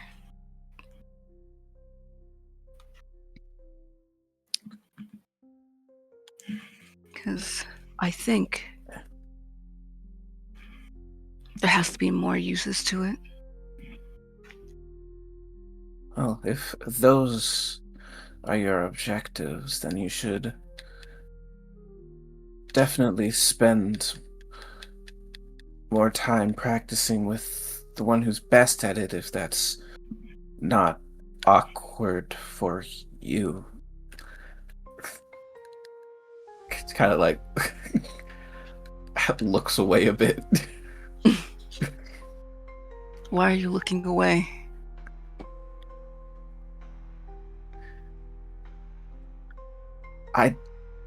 I don't know. It's not that awkward. Okay. You're Then fine. yes, you should practice without though. I could. It's for him it seems almost second nature. Which I think is unfair because I have a yokai's essence inside me. So this is bullshit.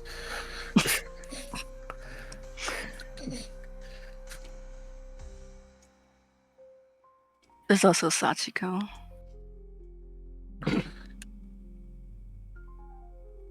She kind of like looks to the mask at the side of the room with like a you want one-on-one time with her.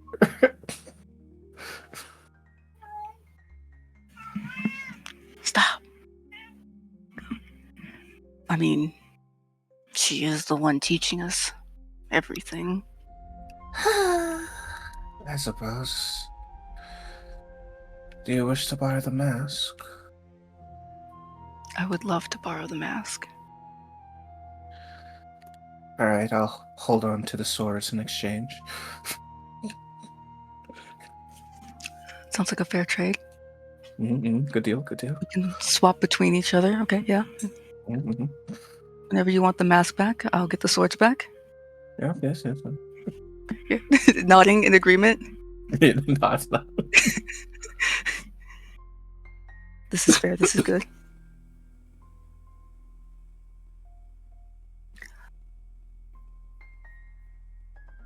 I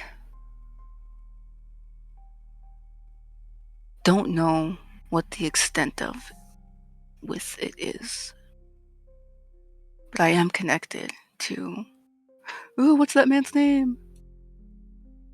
Oh, what's that? What's his The evil name? Jinchuriki? Yeah, what's fucking that Yasuda. Inuyasha looking Just motherfucker? yeah, just call him not Seishomaru. Yep. Not Shishomaru. I'm thinking Naraku. Not Nara? Naraku. Is he not a He does Yasuda? also look like Shishomaru though. What's their last name? I don't. Where is he? Look at him character art in the Discord. That's what you'll Yasuda. find me. There we go. I found Yes, him. there we Yeah, go. Yasuda. Yasuda. Okay, yeah. Yeah. You can't tell me this man doesn't look like fucking Naraku. He's just got white hair. It's not Shishomaru. Is there love child? Don't. Yeah. Not like this. Yes.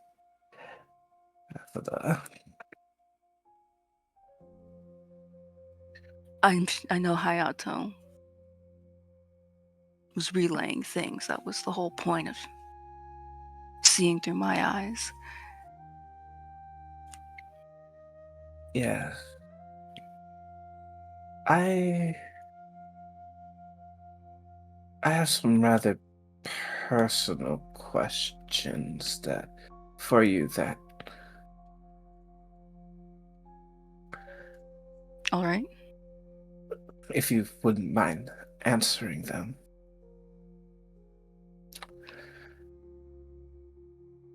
He just looks expectantly.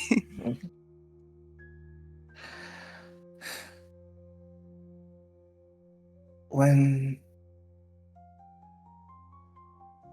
it comes to me and understanding who I am, who I want to be, my goals, my past, my future.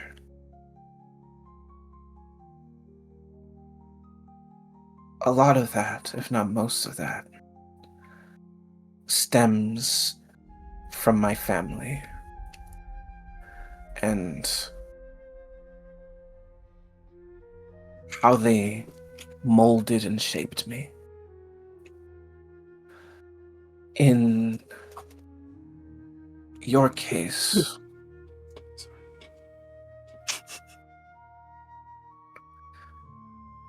how do I word this?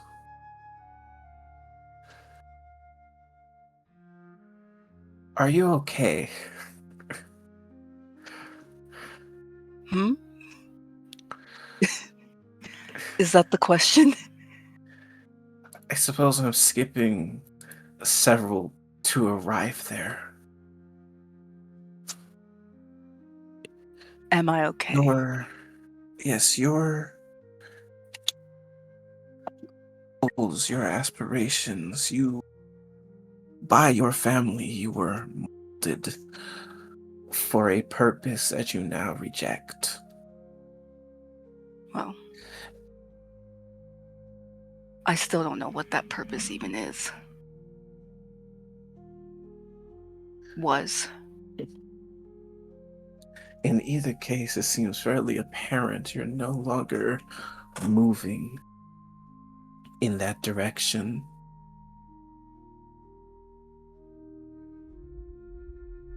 And then the thing that you're pacted to forced you to kill all of them.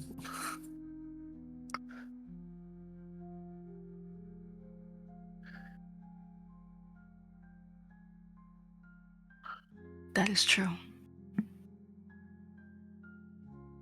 Hence how I then landed at my question of, are you okay?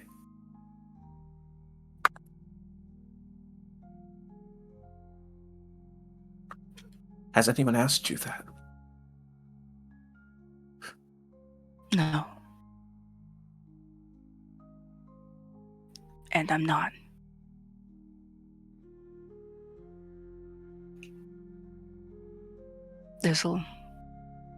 It's incredibly complex when you think about everything. They did mold me. They did tell me I was destined for something. It was blood magic. I did kill them.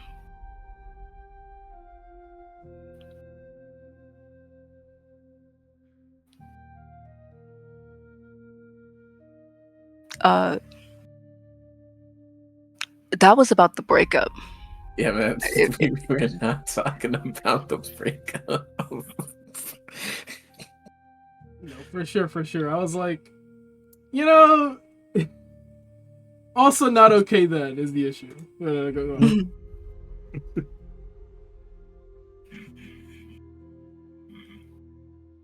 And I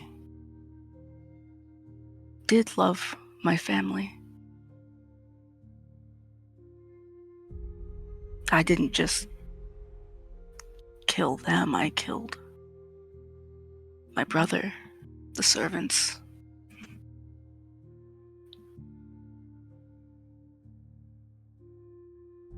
Even with the thought that in doing so, a wrong was righted. You. I guess I don't know how to phrase this one either. Do your best. I suppose, depending on how you see it, do you take credit or do you blame yourself for their deaths?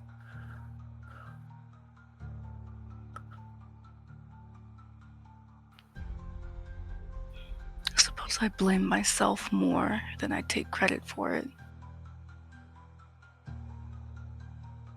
Why do you blame yourself?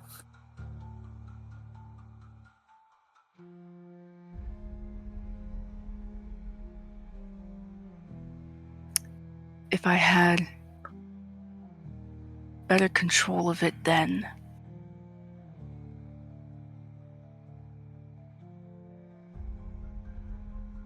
maybe I could have stopped it.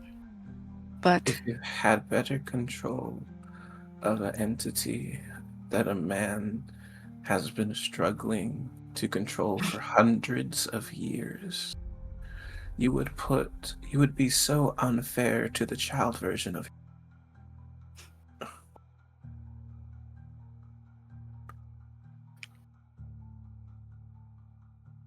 it wasn't that long ago, now that I'm thinking about it, was it? It wasn't that long ago.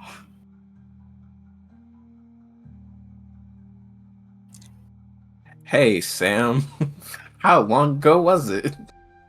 The time Uh, frame, 2 years. 2 years, so say it was 20. Only 2 years ago? Wow. Mhm.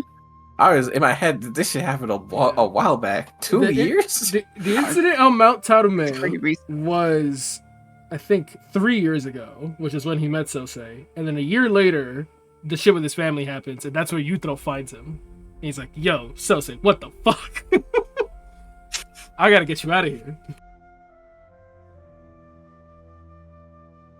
Sorry, record scratch. Let me run that back with context of the timeline, because man, the Sosei timeline always stays confusing me.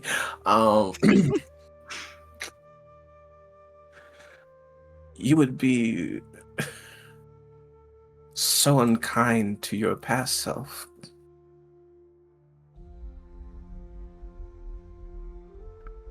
Lesser beings have overwhelmed greater men.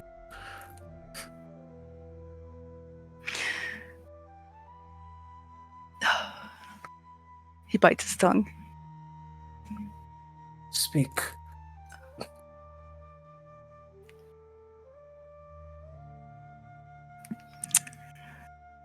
Yeah, but I'm supposed to be built different.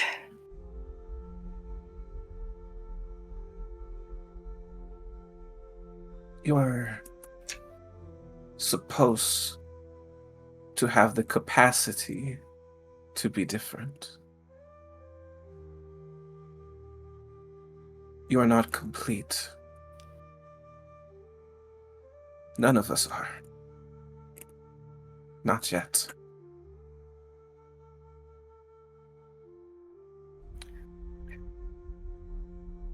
Hence why you concern me. That you are stagnating when you should be growing. Still. I don't want to stagnate anymore. Good.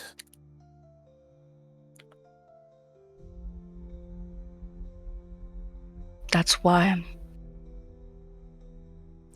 I'm choosing this path for more than just what I think it can do.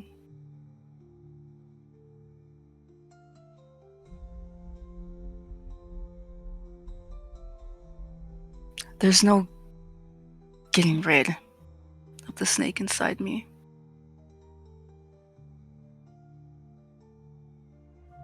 Unfortunately not. Part of it will still be there, whether I override it or at least what I can override.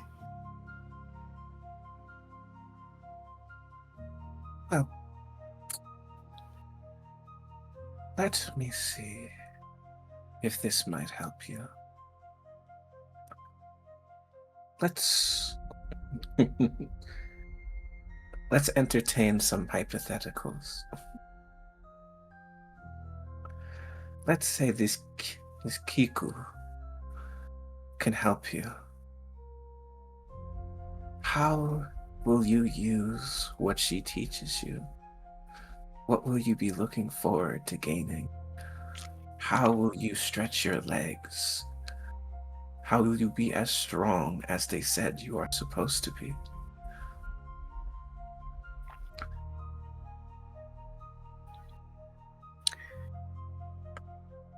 Hypothetically,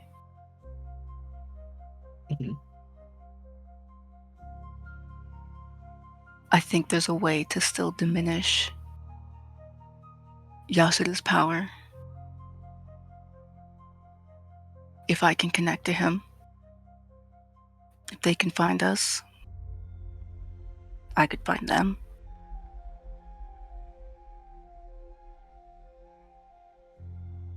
With the Kiku's power, you would move through the dreamscape with more proficiency than even a kitsune like Sachiko.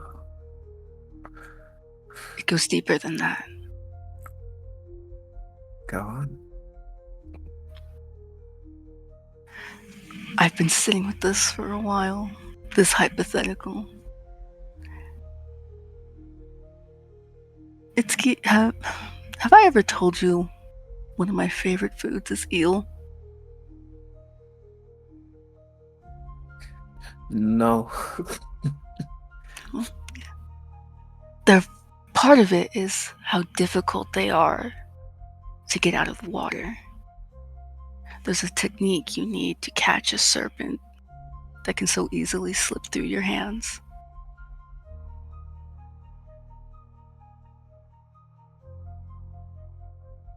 And there's a really big serpent I want to catch.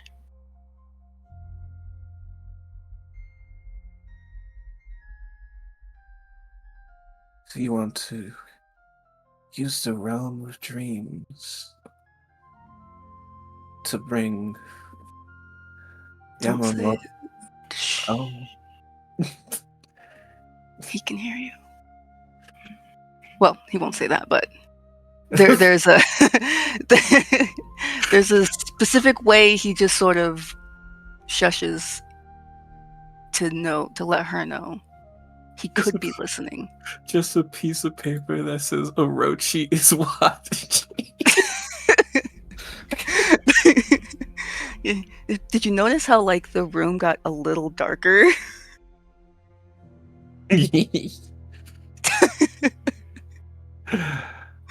Where'd that scary music kick in from? Yeah.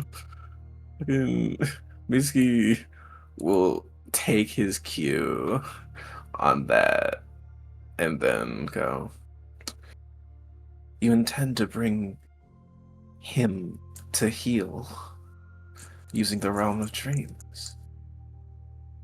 I'm connected to him.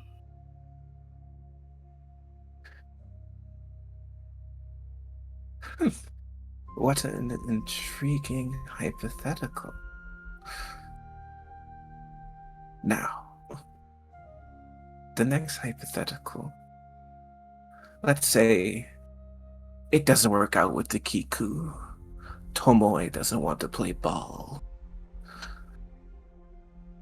But Yutaro Sensei, he is game. How will you use his powers? I'm sorry, what did you call him? How will you use his powers? What?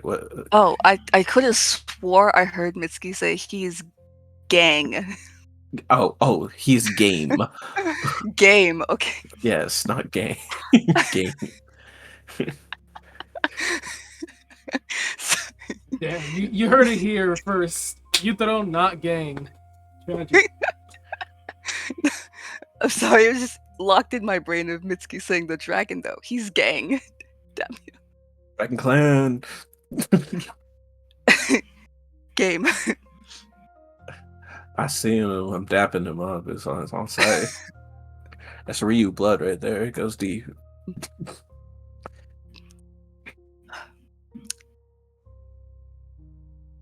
You have to think about that.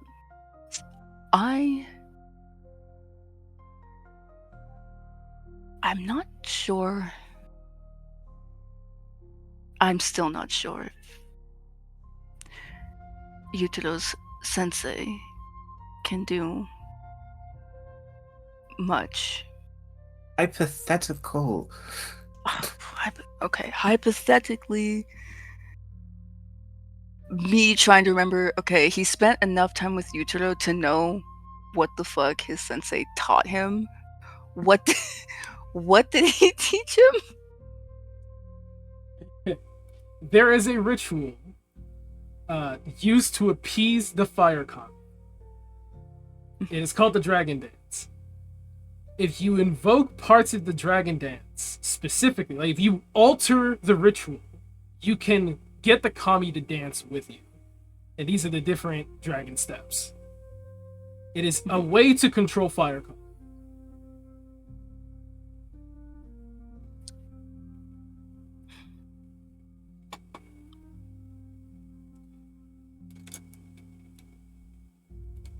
Even with a hypothetical, I don't know.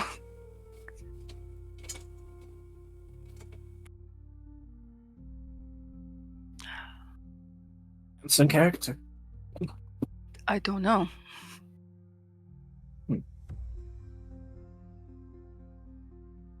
So you, as of right now, cannot envision a future under Yutaro's master taking over. Or at least, yes, bearing the weight of your contract, I suppose, is a way of saying it.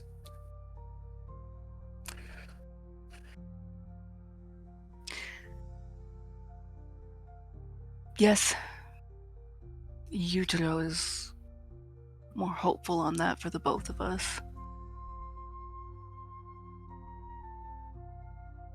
I suppose. Where is your lack of hope? Where is my lack of hope? Or why do you have such a lack of hope towards a mighty dragon? Oh, I don't mean to offend. It's fine. I'm probably not related. Clip that. Heard it here first. Ryu Mitsuki is a fraud. She is not, in fact, related to dragons. Oh, maybe not that dragon. Damn.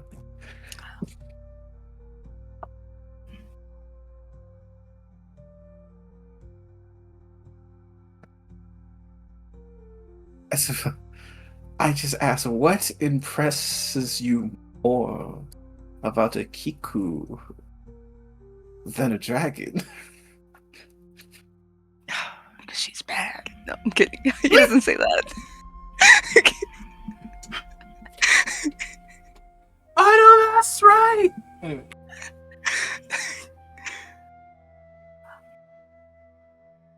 I think it's because I'm actively engaging with it.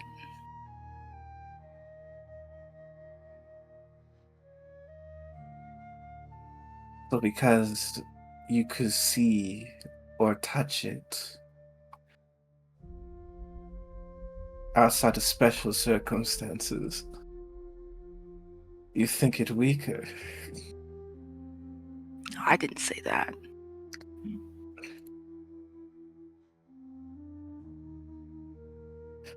Then what did you mean?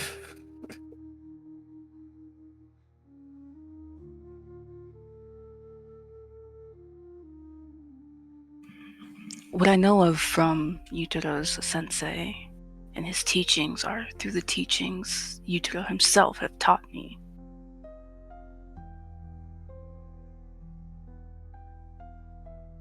Yes. I have yet to meet this dragon and feel its power for myself. I'm not doubting it's powerful, just Stosei would have been there from Mount Tarume. alright, kill that version. It's the way I don't know how to answer this question. I hate you. I don't know, bro. Why are you looking at the dragon? Oh, I'm why? not. I just don't know what it can do. I don't know. It's a dragon. I know it's a dragon. The answer is it's just a dragon. It is one of the most powerful kami in the region. It is a dragon. It is one that can be appeased. And we did that to stop the volcano from killing us all. So that dragon is gang. I don't know. Literally, Yuto's like, I don't know anything else that's stronger than that we can negotiate with. Or that will, like, be willing to help us.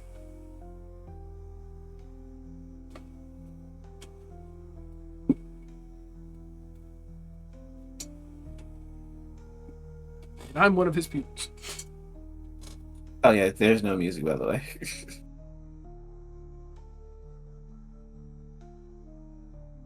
Oh yeah, I just noticed that too.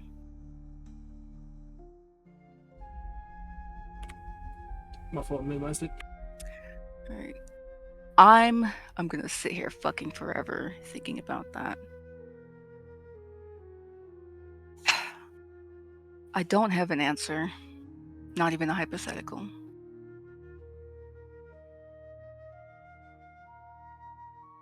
I suppose if your hesitancy is from gauging Yutaro and what he learned, I would simply state that Yutaro is not a Shugenja, and yet he wields Kami better than some Shugenja. I think that is worth noting. Oh, absolutely.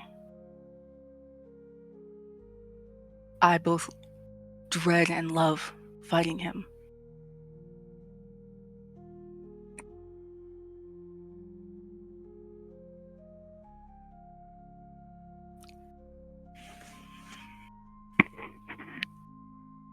That's, Maybe. if your heart is quite set on the kitsunes, then you really you really will need this mask. I don't want to be pulled into multiple directions again. And maybe part of it is because it's what Yutaro wants, specifically.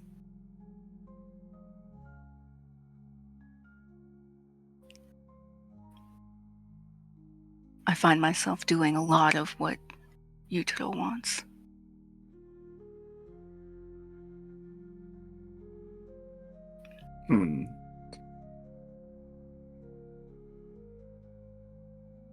A lot of what other people want.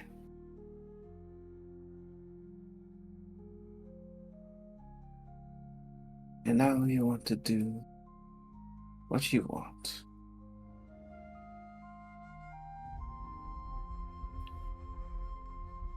He nods. And what you want is not a pact with a dragon.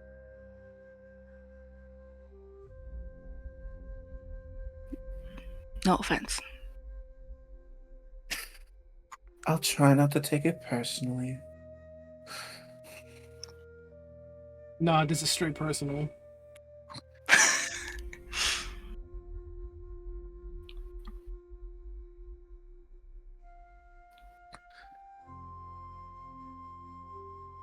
But she'll accept that.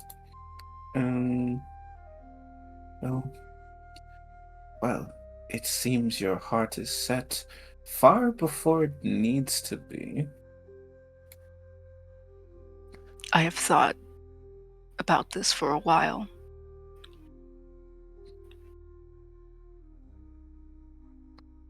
Well, I guess I then ask myself, why are we going to Mount Tarume?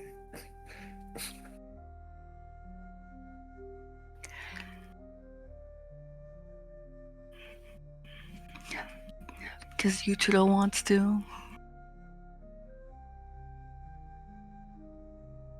I don't know if that's And fair. no, I'm kidding. I'm just shitting on him for no reason. I am still interested in what the dragon, Yutaro Sensei, might have to say. The insight he provides. Let's see.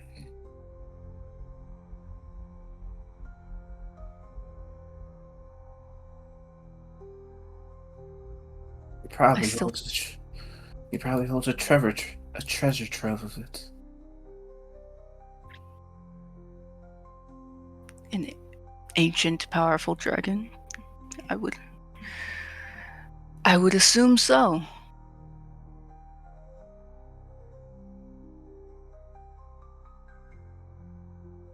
And I am interested in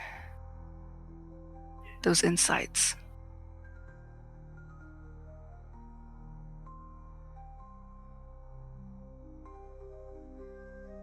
There is also the possibility, yes, this Kiku could tell me to go kick rocks and fuck myself.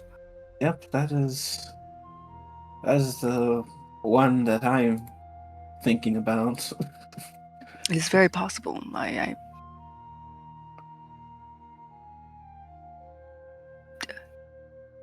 It won't stop me from training with Sachiko. Going down that avenue. As it shouldn't.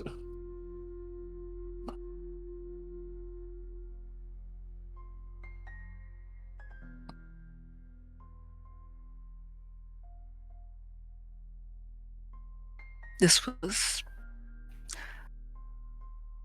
something I'd wanted to share with everybody.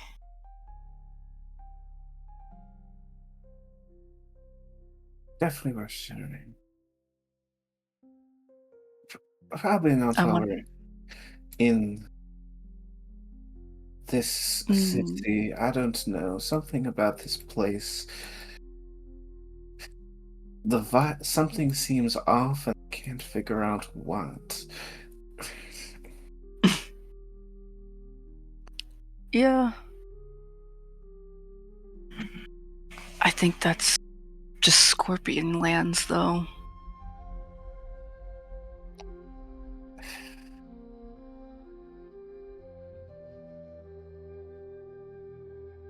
My cousin always speaks so highly of them.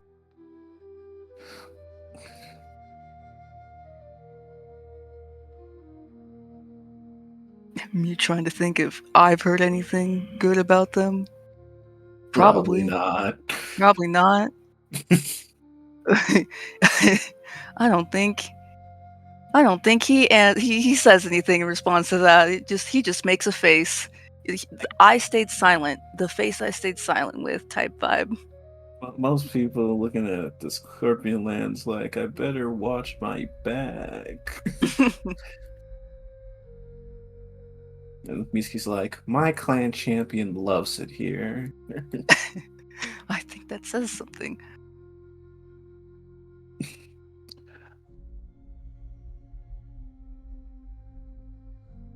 Sase, Yes.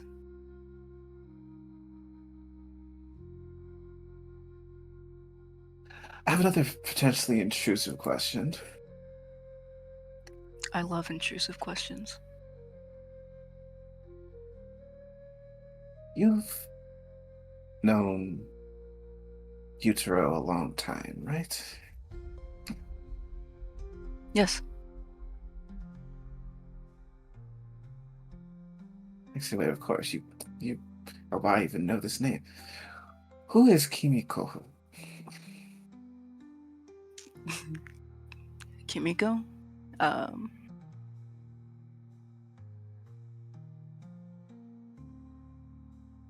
Family. Your family, His. or his family? Uh. We're part of the same clan. We're not directly blood related, but She's a Tora. she's a Tora. Yes. I did a little bit of training with her. We were all at Mount Tarume, Sam? You got it. Yeah, let's go. We were all at Mount Tarume together. Okay. They are, or were. Uh, mm, he like really holds back.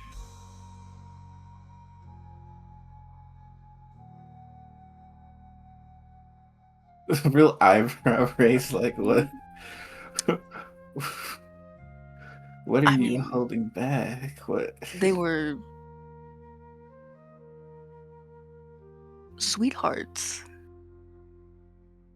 Ah, is You know, there a reason they did not marry then? um,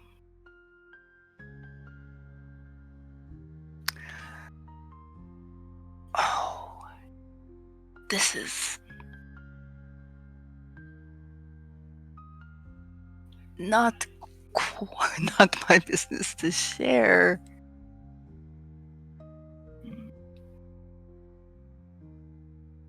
I mean, you did He say has that you loved these types of questions, but you don't have to.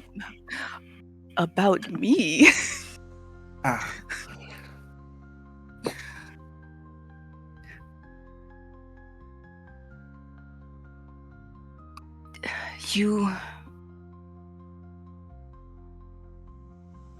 You really like Yutaro.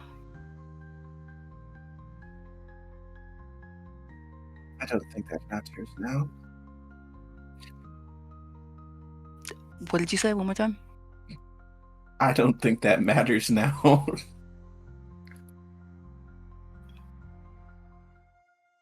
What happened? I was firmly rejected.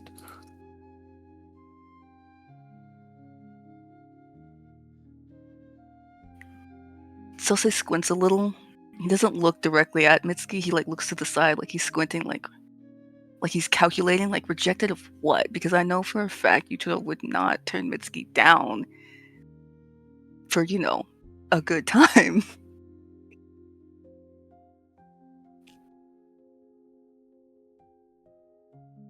What did he say?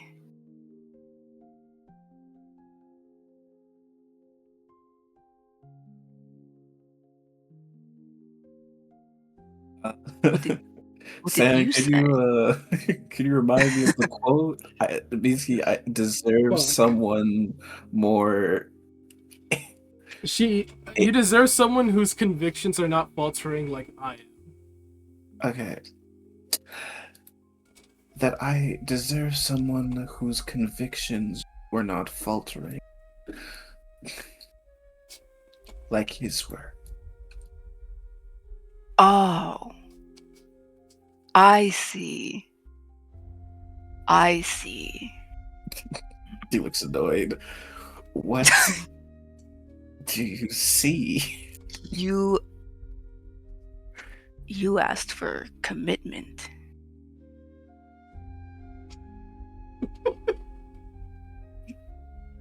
Yeah, yes? You say the word like it is some foul thing.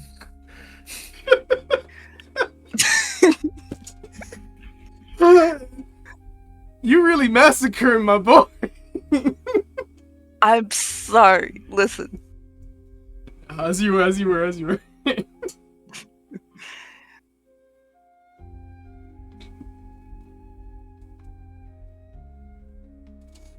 Yutaro and Kimiko were grappling with being together.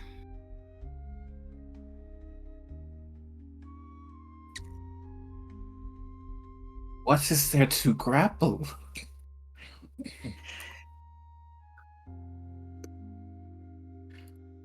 Well, Is he considered lacking? That would be a mistake. no. He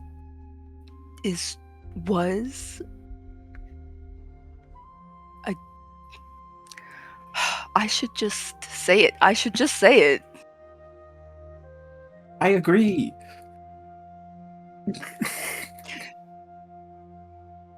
Kimiko's engaged to his brother.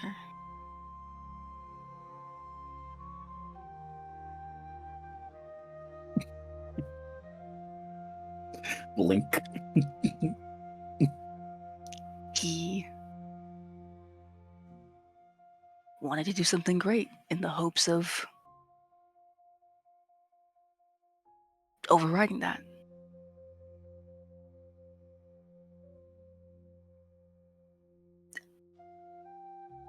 I do not know his brother as well as I know Yutaro and Kimiko, or Yutaro and Kimiko in the same proximity to each other.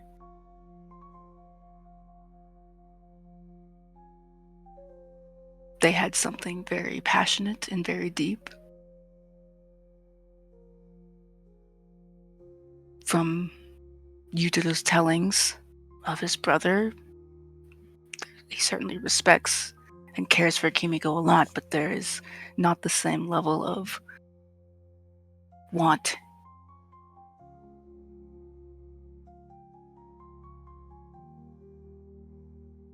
Oh.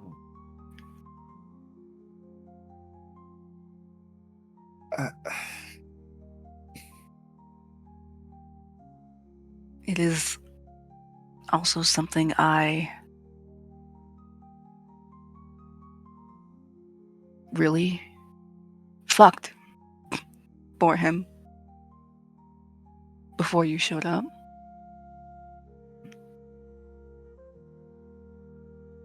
Oh.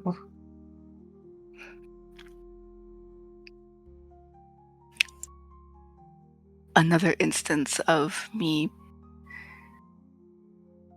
needing to keep my mouth shut.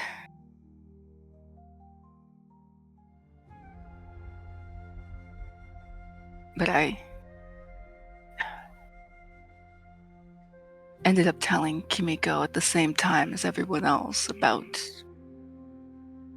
the magic I was using at the time. She pauses, like she's doing some mental math. Take your time. It's a lot.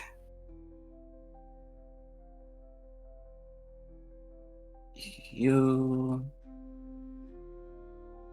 told Ikora you were doing blood magic. And you still breathe.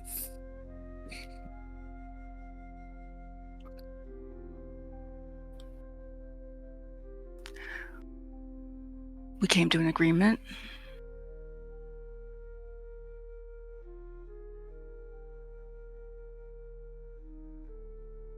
Okay. Well, what was agreed upon?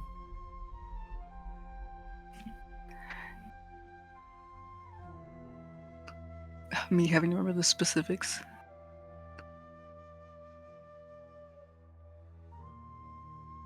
Oh my god, what were the specifics of it?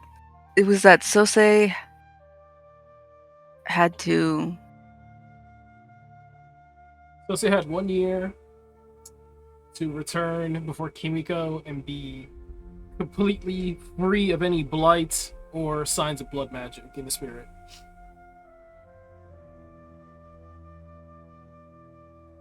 Right. I have a year to show Kimiko I have no signs of blight or blood magic.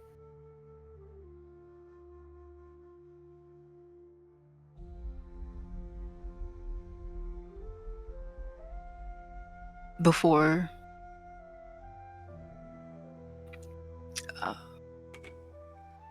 well, does he know the part about them continuing their romance after the fact, or no? I don't remember. Funnily enough, she said, "Until then, we are nothing." Yes. Okay. Yeah. Yeah, and it's a condition like after a year, she would, I believe, report Sosei and Nutaro to the Emerald Magistrates. Yeah.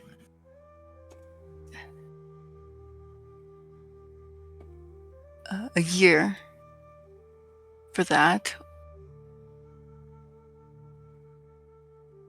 during which they would be nothing, and afterwards, if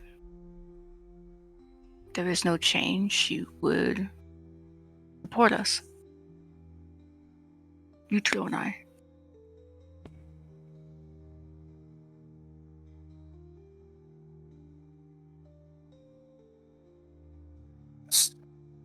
Oh. All of it. Okay. Thanks, chat. Or So, I suppose all of us in that case. this woman is holding all of us hostage. But essentially,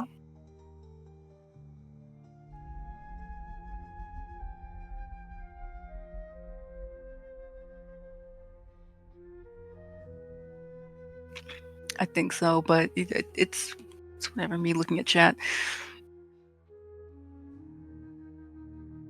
Uh,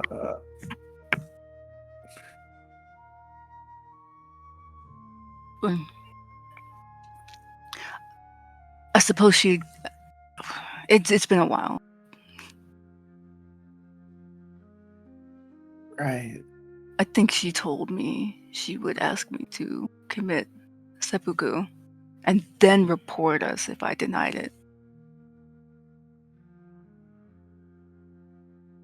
Right.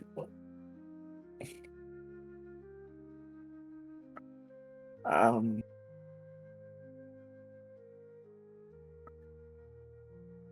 Right.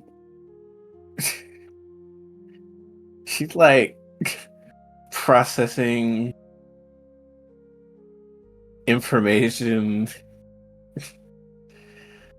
and then she just. Do you need a drink? I will save that for the pleasure house. You don't want a pregame? Sorry, that string of words doesn't exist here. No, thank you. I have much to think on. Thank you, Sose. I will see you later.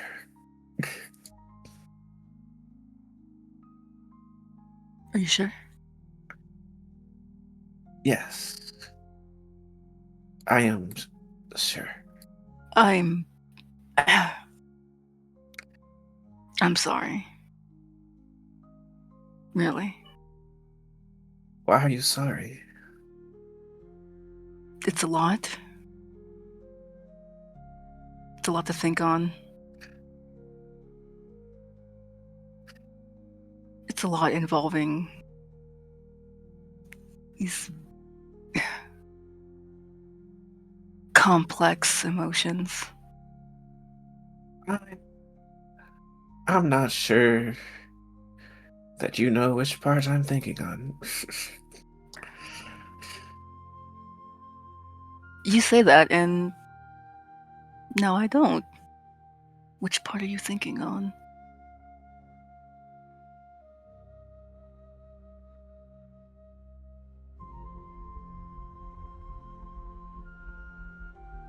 Is it still Yutaro? I will have a better answer for you later, Sose-san. Right now I am begging of you.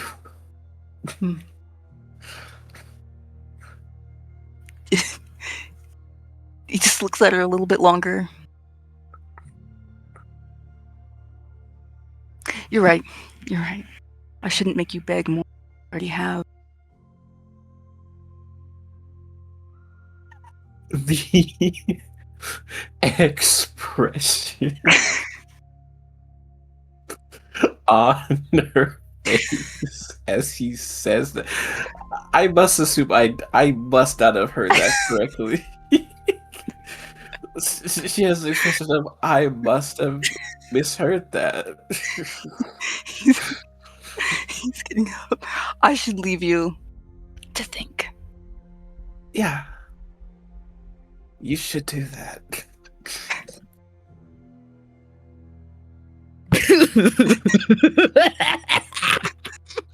Sir, man.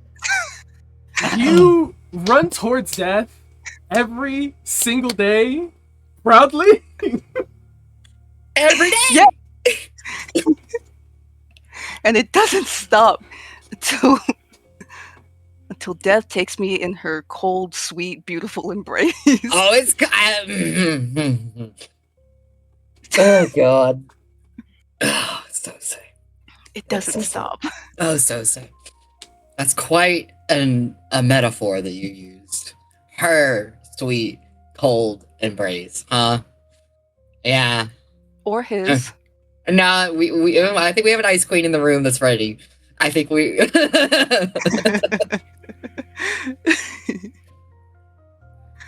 God, this pleasure house is going to be terrible. It's going. This is gonna be the messiest session of the entire campaign. I don't think it can get messier. I think there's still room, but There is a murder to be had. So, Exactly. you know, let me not say that. And that can still happen. I think it's all gonna happen. It is all happening that night. I promise you. Dude, what a perfect night to get high and fuck off.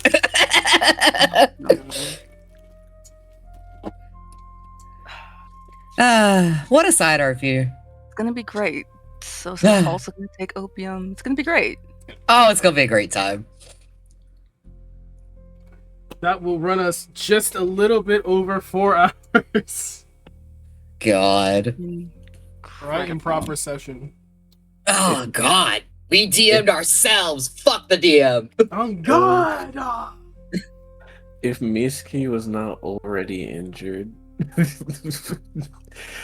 so they might have gotten something for some parting gift. I'm surprised she didn't. That's crazy. She should have. Been great. She was just like, we just had so much good progress. I must have misheard. Oh God! We made such good progress. I can't make jokes now? My bad. Oh. Oh. My bad, Mitsuki. I mean, I didn't realize my teeth were open available to kick when I'm down. Yeah. Oh God. Okay. Do we have anything else? No. No. No. Oh, Cord. okay. Just making sure. Champ could sure show up. Oh, that'd be a crazy pull up. That would be an insane pull-out.